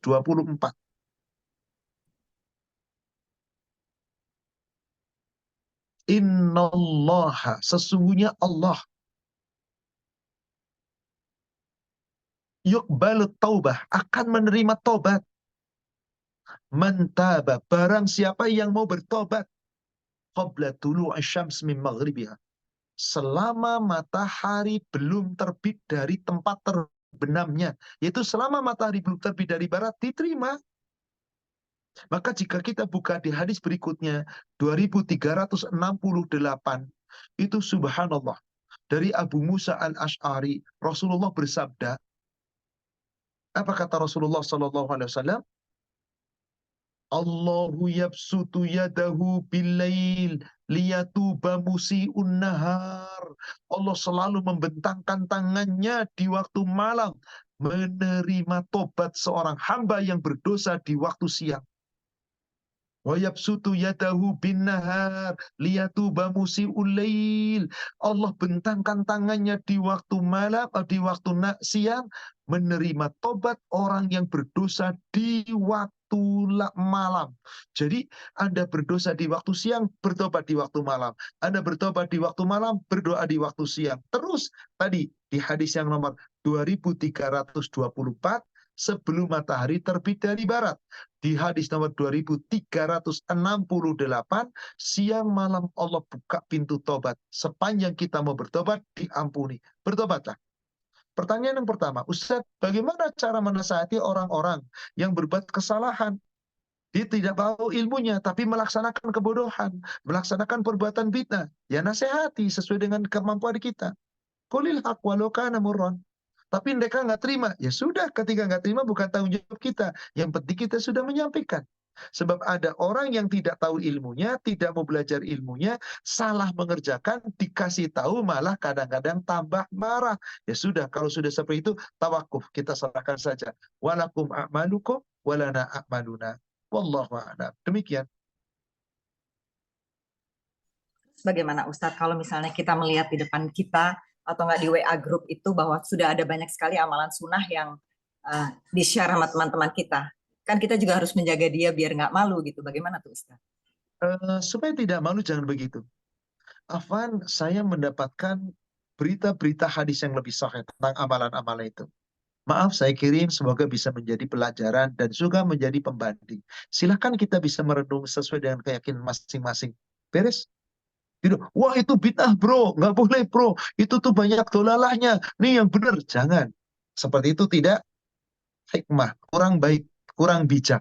Jadi kita sampaikan dengan cara mengcounter. Mengcounternya itu tidak frontal menyalahkan, tapi katakan, saya mendapatkan keterangan yang lebih sahih, bahwasanya di bulan Sya'ban, di bulan Rajab, sesungguhnya tidak ada amalan-amalan tertentu, kecuali berdasarkan dalil. Berdasarkan dalil yang sahih ini, ternyata ada hadis-hadis palsu, hadis-hadis maudhu, hadis-hadis yang sangat lemah, yang seperti ini. Semoga menjadi penambah wawasan. Seperti itu. Diterima, alhamdulillah. Nggak diterima, ya silahkan saja. Ya, baik Ustadz. Jazakallahu khairan Ustadz. Pertanyaan berikutnya Ustadz. Misalnya Ustadz, izin bertanya nih, ada orang tua yang sudah sepuh terus menjalankan ibadah rutin, baik wajib ataupun sunnah. Tapi beliau memaksakan diri, kalaupun lagi sakit, anaknya mengingatkan agar berhenti saja. Apakah anaknya berdosa karena melarang Ustadz? Saudara seiman, tidak boleh seseorang memaksakan diri di luar batas kemampuan. Fattaqullah mastata'tum. Bertakwa itu sekemampuan, tetapi jangan memaksakan diri. Kalau Anda memaksakan diri, maka ada mabarat. Sahabat yang bernama Abdullah bin Amr bin Al-As memaksakan diri.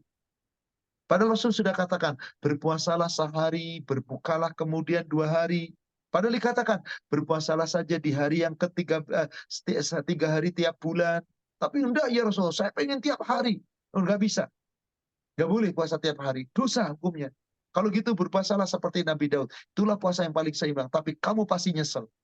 Akhirnya menjelang hari sepuhnya, kemudian Abdullah bin Amr bin As mengatakan, demi Allah, andai kata aku menerima kelonggaran dari Rasul, yaitu puasa 3 hari saja cukup dalam 1 bulan, yang penting dawam, lebih baik daripada keluargaku dan harta yang aku miliki. Jadi nggak boleh kita memaksakan diri, apalagi di saat lemah.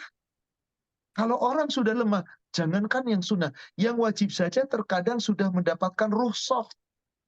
Seperti sholatnya awalnya berdiri mampu, maka sholatnya tidak lagi dengan berdiri. Dan macam-macam. Silakan. Ada rukhsahnya. Anda sudah sepuh, memaksakan diri. Sehingga apa? Ada kewajiban yang lain yang harusnya ditunaikan, dia tidak jalankan. Semata-mata mempertahankan yang sunnah. Nggak benar. Skala prioritasnya tidak demikian. Yang jelas, seorang manusia diciptakan oleh Allah lemah. Maka ketika usia tua, berarti sudah lemah lagi, ada keringanan-keringanan yang harus kita terima. An-Nisa surat 4 ayat yang ke-28. Yuridullah ayyukhaffifa ankum. Khuliqal insanu dha'ifa. Allah menghendaki akan memberikan kepada kamu keringanan.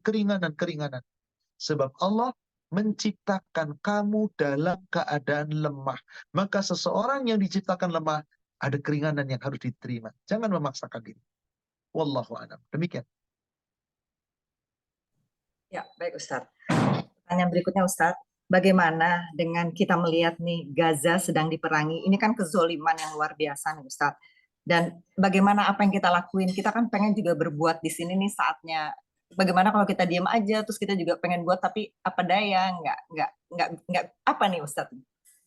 Dengan kezoliman yang luar biasa. Silakan bisa rujuk hadis nomor 40 dan nomor 41 Sahih Muslim. Cara melihat suatu kemungkaran. Kalau Anda di sana, Anda mampu, lawan dengan tanganmu. Ikut kamu perang. Kita di sana. Tidak. Bagaimana kalau begitu? Lawan dengan lisan kita. Kita mau, kita perjuangkan dengan bersuara kita, jangan diam. Dan andai kamu tidak mampu juga lihat kemungkaran seperti itu, nggak mampu, maka ini hati kamu, doa, itu paling minim, doa.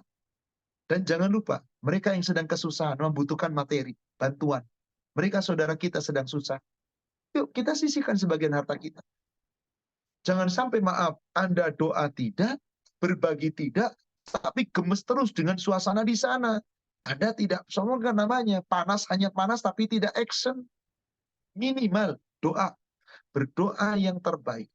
Kemudian apalagi berbagi, punya empati bahwa saya berbagi dengan apa yang dimiliki. Insya Allah, apabila kita kemudian menekan, bisa. Jadi demikian saudaraku seiman, kita harus berbuat minimal kita berdoa, dan terus kita berbagi semampu kita. Wallahu a'lam. Ya Ustadz, ini ada pertanyaan yang cukup panjang. Bismillah saya bacakan. Jika pembuat zolim sudah kita doakan dan ingatkan tetap zolim dan kikir, hingga kala istri ingin menyumbang sodakoh rizki, kala takziah suami melarang. Apakah salah sebagai istri karena pernah baca jika memberikan rezeki kita saat takziah dari uang suami itu salah, karena di sisi lain istri nggak hanya sebagai ibu rumah tangga yang ingin bekerja tidak dibolehkan, otomatis istri dapat uang itu pun nggak sesuai dengan hukum Islam pemberian kepada istri. Bagaimana menurut Ustadz, apa ada masukan untuk istri harus berbuat apa, dan terkadang sedih bagaimana istri tidak memiliki daya dan upaya. Dan zolimnya suami memberikan uang pun seperti memberikan uang jajan kepada anak kecil. Bagaimana cukup, sedangkan situasi tidak ada perubahan. Apalagi jika dia memiliki uang lebih, sangat amat kikir kepada anak dan istri, Ustaz. Tentu situasi seperti ini tentu sangat menyakitkan bagi pasangan. Wahai para suami, istri Anda bagian daripada hidup Anda. Istri Anda adalah telah buah hati Anda. Istri Anda yang telah membesarkan anak-anak Anda. Pantaskah Anda berlaku kikir terhadap istri seperti itu? Sampai tadi ngasih uang kayak ngasih uang jajan anak, dibatasi. Na'udzubillah, sampai isinya bersedekah saja ditegur, dimarahi. Suami yang seperti ini, maaf, termasuk suami yang kikir. Bahkan suami yang seperti ini dikatakan oleh Allah sombong. Kenapa? Dia kikir ada orang mau nyumbang malah dilarang. Na'udzubillah. Di surat An-Nisa, surat 4, di ujung ayat ke-36 ada kalimat begini. Dari penjelasan ayat-ayat. Lalu ada kalimat, Innallaha la yuhibbu man kana muhtalan fakhura.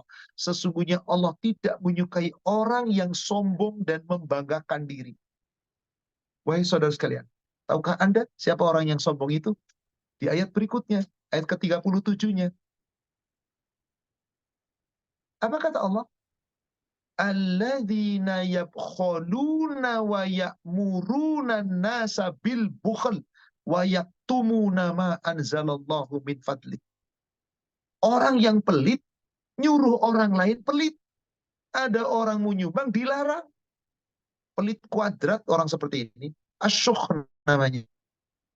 Sudah begitu apa? Dikasih harta banyak. Disembunyikan, dia tidak berbagi dengan cara yang baik. Maka bagaimana perjuangan istri? Sabar. Doakan suami. Ya muqallibal qulub, tsabbit qulubahu ala dinik. Ya musarrifal qulub, sarrif qulubahu ala ta'atika. Doakan, doakan, doakan. Semoga dengan doa ada, kelembutan ada, keikhlasan ada berubah. Gimana gak berubah pula? Urusan mereka.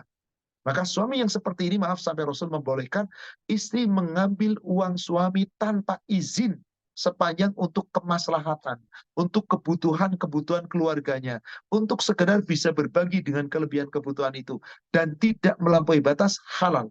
Sampai demikian Rasulullah SAW mengatakan. Wallahu a'lam. Demikian. Iya, jazakallah khairan Ustadz. Ini Ustadz pertanyaan berikutnya. Jadi kan ada TikTok nih Ustadz. TikTok itu ada ibu yang masukin, tapi ternyata di dalam TikTok itu ada suami orang terpampang di foto itu. Nah, terus berarti istrinya kan nggak suka suaminya ikut di dalam TikTok dengan perempuan lain. Jadi istrinya minta supaya TikTok itu dihapus. Itu bagaimana Ustadz? Saya setuju sekali.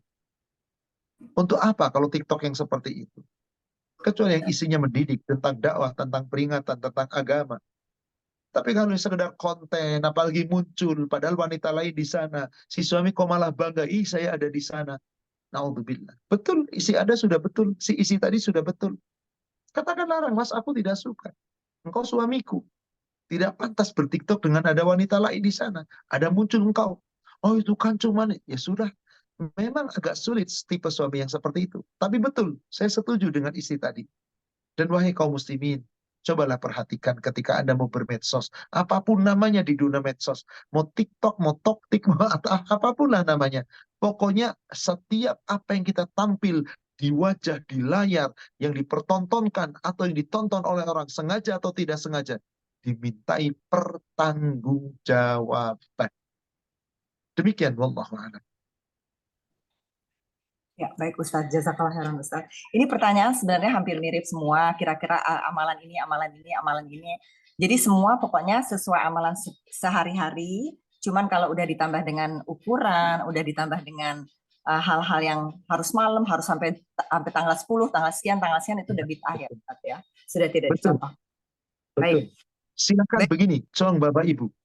Lihat saja, apapun, baik itu di Instagram, baik itu di grup WA, di broadcast, atau dimanapun, yang memerintahkan amalan di bulan Rajab, jika Anda ingin tahu apakah itu benar atau tidak, lihat si penulis mencantumkan nggak dalilnya, hadisnya, riwayatnya siapa, kedudukan hadisnya apa, sumbernya dari siapa, ada di kitab apa, nomor hadisnya nomor berapa. Penulis yang jujur pasti menyampaikan dengan detail. Silakan lihat. Link-link dimanapun. Kalau ingin menyampaikan sesuatu amal ibadah, pasti dijelaskan. Riwayatnya dengan detail. Tapi kalau cuma tulisan, ayo sebentar lagi Rajab, hari Jumat pertama Rajab, siapa yang sholat 10 kali, 20 rakaat, namanya sholat raghaib di bulan Rajab, maka akan diampuni dosanya selama 700 tahun. Bahkan orang itu akan dijamin masuk surga, diampuni seluruh dosa-dosanya. Tapi tidak ada keterangan siapapun, udah buang, tinggalkan. Mudah Ibu Bapak, cara kita mengambil dalil dari sebuah berita. Andai semua amalan itu disebutkan dalil dengan jelas, laksanakan. Kalau nggak pernah disebut dalil, cuman amalkan, amalkan, amalkan. Atau ada orang bicara, cuman bicara, nggak menyebutkan sumbernya, tinggalkan. Dan subhanallah, demi Allah, kebanyakan berita-berita tentang Rajab hampir tidak berani menyebutkan dalil secara detail. Bahkan saya mendapati ada sebuah tulisan, link, yang dengan berani mengatakan, tadi, di surga ada salah satu sungai namanya Sungai Rajab. Maka siapa yang berpuasa di bulan Rajab sehari saja, maka dia akan minum dari Sungai Rajab tadi di surga. Hadisnya dalam kurung Bukhari dan Muslim. Beraninya luar biasa. Padahal hadis itu riwayat Imam Baihaqi, dan hadis itu adalah dhaif jiddan, sangat-sangat lemah, bahkan menuju kepada maudhu, palsu, tapi disampaikan. Dan berani menyebut Bukhari Muslim tanpa sumber. Hanya Bukhari dan Muslim. Riwayatnya siapa, dari siapa hadisnya, kemudian kedudukan hadisnya apa, kitabnya di mana, nggak disebut. Na'udzubillah. Orang-orang yang berani menyampaikan hadis palsu. Ingat tadi ancamannya. Di Muslim 2518. Hendaklah menempatkan tempatnya di neraka. Na'udzubillah. Summa na'udzubillah. Cukuplah. Nggak mungkin Rasul salah. Apa yang telah disampaikan Rasul, mari kita amalkan. Apa yang tidak disampaikan Rasul, yang dilarang apalagi, mari kita tinggalkan. Wallahu a'lam. Afan Ibu, 2 pertanyaan lagi saya beri kesempatan. Iya Ustadz. Oh Ustadz, ini sebentar, dikoreksi. Sebentar. Mohon maaf, TikToknya bukan di suami, tapi TikTok perempuan itu, dan suaminya juga tidak tahu menahu. Dan sekarang si istri mau negor perempuan tersebut, dan suami pun menyetujui. Jadi TikToknya itu kumpulan foto-foto perempuan dengan suami orang. Jadi itu yang tidak baik, boleh ditegur ya Ustadz ya. Oh benar, kalau suaminya setuju, saya setuju sekali. Maaf Ukti, saya kurang setuju dengan ada suami saya di sana. Tolong dong dihapus. Kan bisa timbul fitnah. Baik, Alhamdulillah telah mengoreksi. Karena tadi kan berita awalnya pertanyaannya adalah isinya menegur, isinya tidak suka, tapi suaminya tidak suka. Sekarang suaminya suka. Saya setuju sekali. Jadi suami Anda pun benar. Sebab dengan adanya dia di sana, apalagi isi orang dengan suami-suami orang. Bukankah nanti akan timbul mabarat? Bukankah ada timbul fitnah? Belum lagi dosa yang akan dipertanggungjawabkan nanti. Setiap apa yang ditampilkan oleh di hadapan umum, pasti kita dimintai pertanggungjawaban. Wallahu a'lam. Ya, baik Ustadz. Ini pertanyaan lagi Ustadz. Bagaimana kalau misalnya kita mendatangi di bulan Rajab ini sebentar. Kok hilang ya? Di luar tema, apakah boleh kita menghadiri upacara pemakaman orang Nasrani dengan upacara khutbah pendeta dan nyanyi-nyanyi, Ustadz? Jelas, kalau ada acara keagamaan, kita tidak boleh ikut-ikutan. Lakum dinukum waliyadin. Bagimu agamamu, bagiku agamaku. Tapi kalau sekedar ucara pemakaman seperti biasa, kita menghadiri, kemudian tidak ada acara apapun, tidak ada doa untuknya, saya hanya menghadiri kubur dalam rangka saya menghormati sesama manusia, dan saya ingat bahwa saya pun nanti akan dikubur, maka tidak mengapa.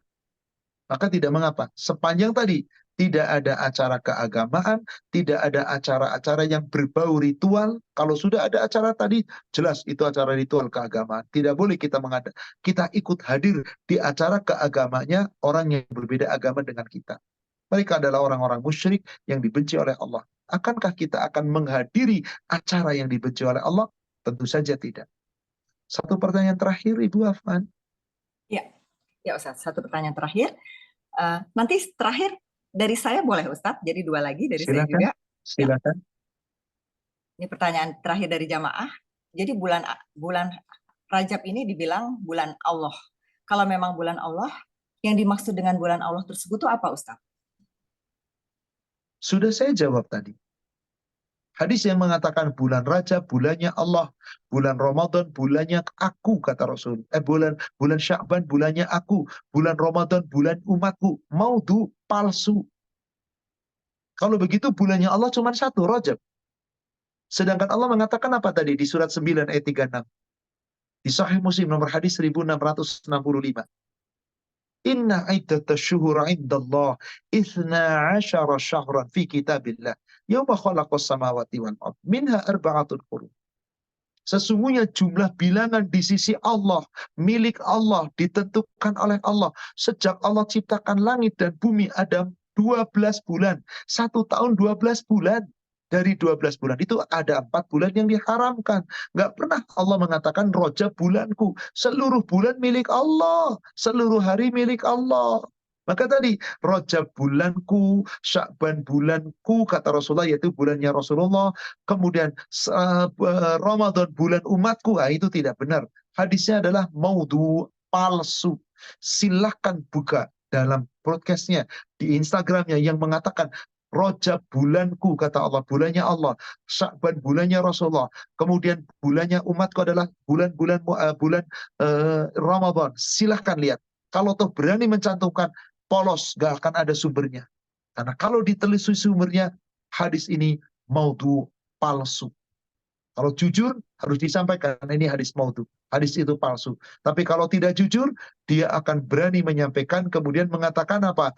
Ini ada hadisnya. Mana riwayatnya? Siapa yang menyampaikan? Wajib disampaikannya dengan jujur, wajib disampaikannya dengan benar. Sebab apa-apa yang disampaikan bukan dari Nabi, lalu mengataskan Nabi, bukankah nanti akan dimintai pertanggungjawaban? Wallahu a'lam.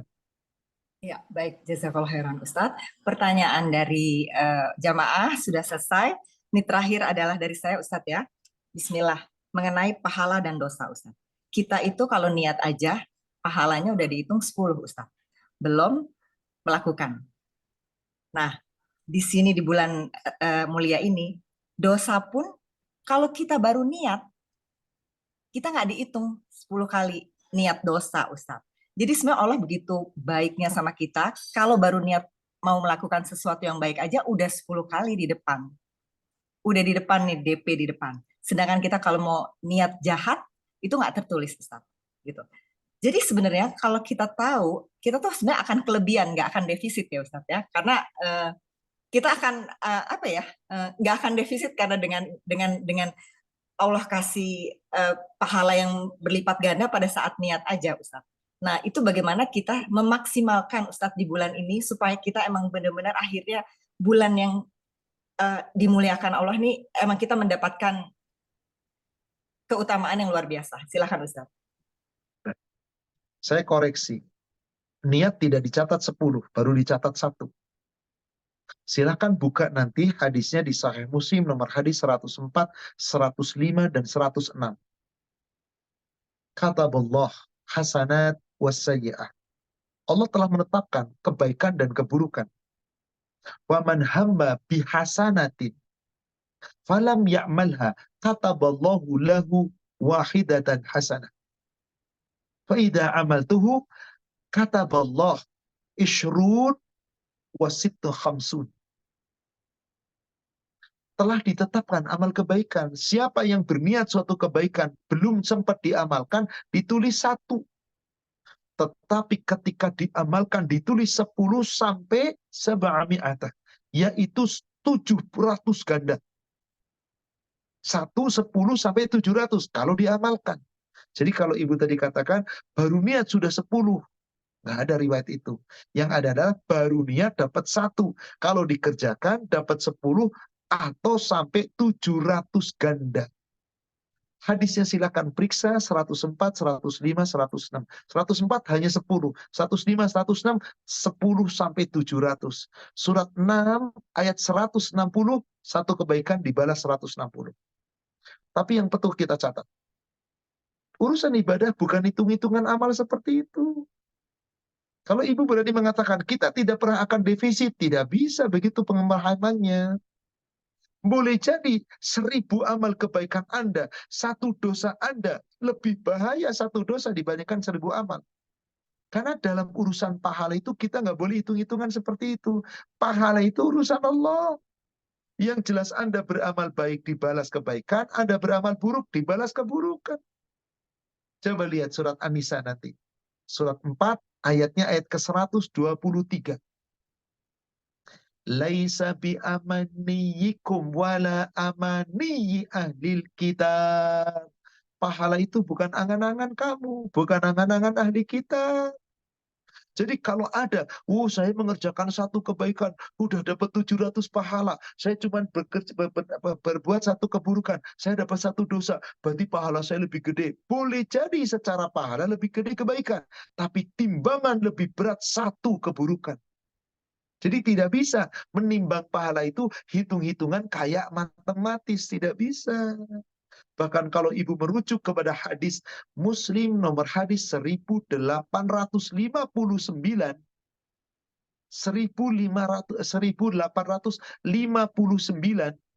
ada orang mati syahid di medan perang. Dia merasa dirinya syahid, pahalanya begitu besar setelah ditimbang 0 karena satu dosa riya. Dia melakukan saat itu riya. Jadi pahala beribu-ribu kali lipat. Satu dosa riya hilang. Itu bukti. Urusan pahala gak boleh dengan timbang-timbangan matematis kayak kita.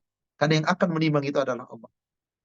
Kemudian yang kedua, orang yang membaca Quran, mengajarkan Quran, membaca Quran, seorang alim, pahalanya luar biasa. Ditimbang pahalanya luar biasa. Ternyata satu dosa riya dari seluruh amalnya kalah tuh berjuta-juta pahala, beribu-ribu ayat Al-Quran yang dihafal, yang disampaikan. Kemudian yang ketiga, orang yang dermawan.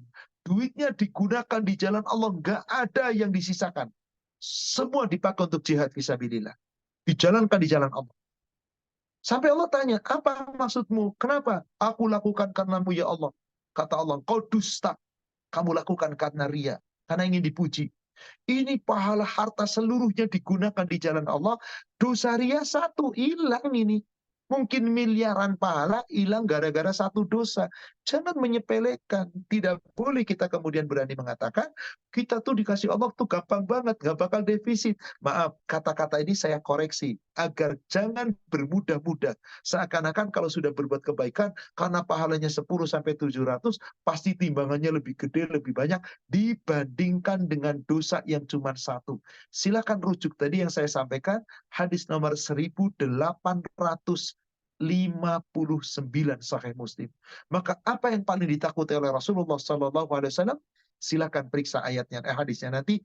Bulughul Maram nomor hadis 1530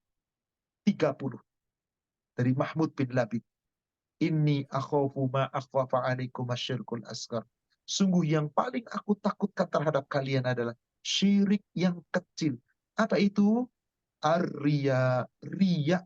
Maka perbuatan riya satu menghapuskan seluruh pahala segede apapun yang dilakukan dengan riya. Periksa kembali Al-Baqarah 264. Surat 2, 264. Silakan periksa baik-baik ayat tadi. Bulughul Maram 1530, Sahih Muslim 1859, Al-Baqarah 264. Insya Allah di situ akan terbaca dengan jelas. Dosa riya jangan dianggap remeh. Pahala sebesar apapun, satu dosa riya, satu mengalahkan pahala. Sebab urusan timbangan amal bukan kita yang menimbang, tapi Allah yang akan menentukan. Cukuplah wa kafa bina hasibin. Cukup kami yang akan menghisap amal kamu. Periksa kembali nanti ayatnya. Surat 21, yakni surat Al-Anbiya, ayatnya ayat ke-28. Bahwasanya yang menimbang amal kita bukan kita, tetapi Allah. Artinya apa? Boleh jadi menurut kita pahalanya gede banget, tapi timbangannya ringan. Boleh jadi menurut kita dosa cuma satu, tapi ternyata begitu ditimbang, subhanallah. Maka alangkah baiknya dalam hal seperti ini, kita beramal sebaik-baiknya. Kita berbuat sebaik-baiknya. Semoga dengan kebaikan kita, Allah akan memberikan kepada kita sesuatu yang terbaik. Allah memberikan kepada kita bahwasanya yang terbaik di sisi Allah. Amal kita lakukan sebaik-baiknya. Urusan timbangan, biarlah urusan Allah. Wallahu a'lam. Demikian saudaraku seiman yang semoga dirahmati Allah. Semoga apa yang sama-sama kita kaji dan kita sama-sama uraikan, insya Allah kita mendapatkan pahala yang terbaik dari Allah. Urusan banyak dan sedikit sudahlah. Yang penting beramalah dengan ikhlas. Semoga keikhlasan kita yang akan menjadikan kita menjadi hamba-hamba Allah yang dimuliakan oleh Allah Subhanahu wa Ta'ala, dan kemudian kita mendapatkan karunia yang terbaik. Maaf, saya tadi sempat koreksi, saya salah menyebutkan ayat. Ayatnya benar surat Al-Anbiya tadi, surat 21, tapi ayat yang saya maksud adalah 47. Ketika semua hisab diselesaikan, yang akan menimbang pahala kita itu adalah Allah. Wa kafa bina hasibin. Cukup bagi kami yang akan menimbang. Perhitungan timbangan urusan Allah, bukan urusan kita. Demikian, wallahualam, semoga membawa manfaat dan hikmah yang benar dari Allah, yang disampaikan melalui Rasulnya. Yang salah saya yang menyampaikan, kita yang penuh kekurangan. Semoga Allah memaafkan dan mengampuni kesalahan dan dosa kita. Mari saudara sekalian, kita sama-sama akhiri dengan kafaratul majlis. Subhanaka Allahumma wa bihamdika asyhadu an la ilaha illa anta astaghfiruka wa atubu ilaik. Alhamdulillah billahi taufik. Assalamualaikum warahmatullahi wabarakatuh. Waalaikumsalam warahmatullahi wabarakatuh. Ustadz, barakallahu fiik Ustadz Barakallahu fiik wa untuk jazakallahu khairan pencerahannya. Ibu Syafir. Barakallahu, saya Ya, mohon pamit lebih dulu kepada doakan para kita jamaah semua sekalian. Ustadz, doakan kita Semoga semua Allah berikan yang di terbaik, antara. insya Allah, insya Allah. Fi Baik, amanillah baik, Ustadz, saya salam mohon buat pamit ibu dan Ibu. anak-anak. Amin. Ya, alhamdulillahirabbil alamin. Kajian mengenai serba-serbi bulan mulia sudah selesai. Semoga banyak manfaat yang bisa kita ambil dan kita amalkan, lalu kita dakwahkan kepada orang-orang terdekat kita. Dan semoga kajian ini akan menambah wawasan kita sehingga kita akan dapat menambah amalan-amalan kita sebagai bekal di yaumul hisab. Akhir kata kami ucapkan subhana rabbika rabbil izzati amma yasifun wassalamun alal mursalin walhamdulillahi rabbil alamin. Terima kasih semua para jamaah. Kami dari Majelis Taklim Keluarga kami dari Keluarga Dharma Wangsa besok kami akan buat kajian di masjid. Silahkan bergabung dengan Majelis Taklim Ar-Royan di Masjid Nurul Hidayah Brawijaya. Jam 9.30 sudah ada di kolom chat, silahkan melihat. Mari kita kejar, kita berlomba-lomba dalam kebaikan, fastabiqul khairat, bahwa segera kita melakukan kebaikan, jangan ditunda, dan ikhlas karena Allah. Silahkan dilihat di kolom chat, besok kita ada kajian jam 9.30 di Masjid Nurul Hidayah dengan Ustadz Azhar bin Saif. Silahkan dilihat dengan judulnya, dan yang belum bergabung dengan Majelis Taklim Ar-Royan, silahkan bergabung dan lihat di kolom chat. Kita ada Instagramnya dan juga ada kajian-kajian anak muda. Mohon maaf apabila ada kekurangan dan ada pertanyaan-pertanyaan yang belum terjawab. Insya Allah kita semua diberi kemudahan untuk berlomba-lomba dalam kebaikan, untuk mengejar amalan-amalan soleh yang mendapat ridhonya Allah di bulan Rajab ini. Baik, wabillahi taufiq wal hidayah. Wassalamualaikum warahmatullahi wabarakatuh.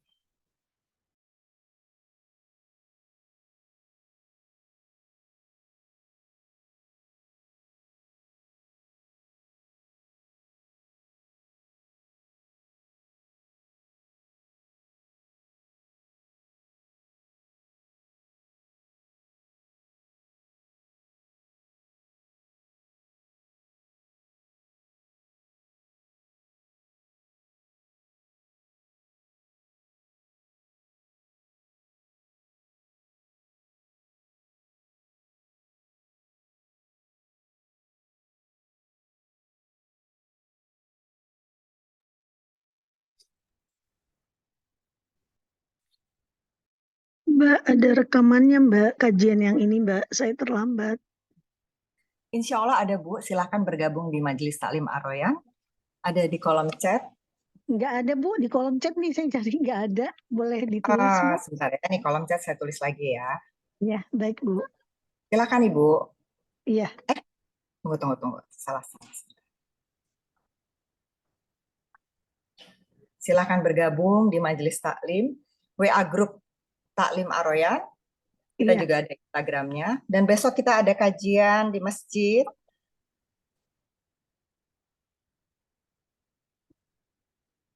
Untuk anak muda. Saya foto dulu bentar. Silahkan, ini untuk kajian di masjid. Insya Allah kita offline di Masjid Nurul Hidayah jam 9. Yang di Brawijaya. Di YouTube-nya nggak ada ya Mbak Tiwi? Khusus untuk kajian Dharma Wangsa kita nggak ada YouTube-nya, tapi nanti ada rekamannya. Oke, makasih. Assalamualaikum. Makasih banyak Ibu. Assalamualaikum warahmatullahi wabarakatuh.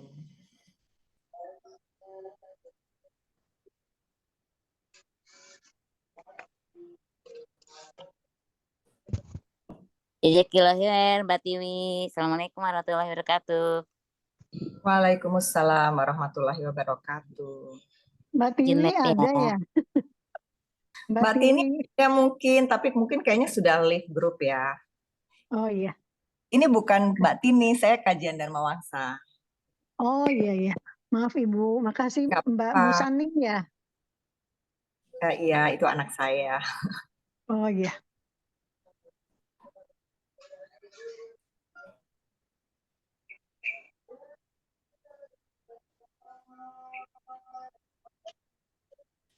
Makasih Mbak. Izin live Ya, Mbak. ya, Kasih. sama-sama Ibu.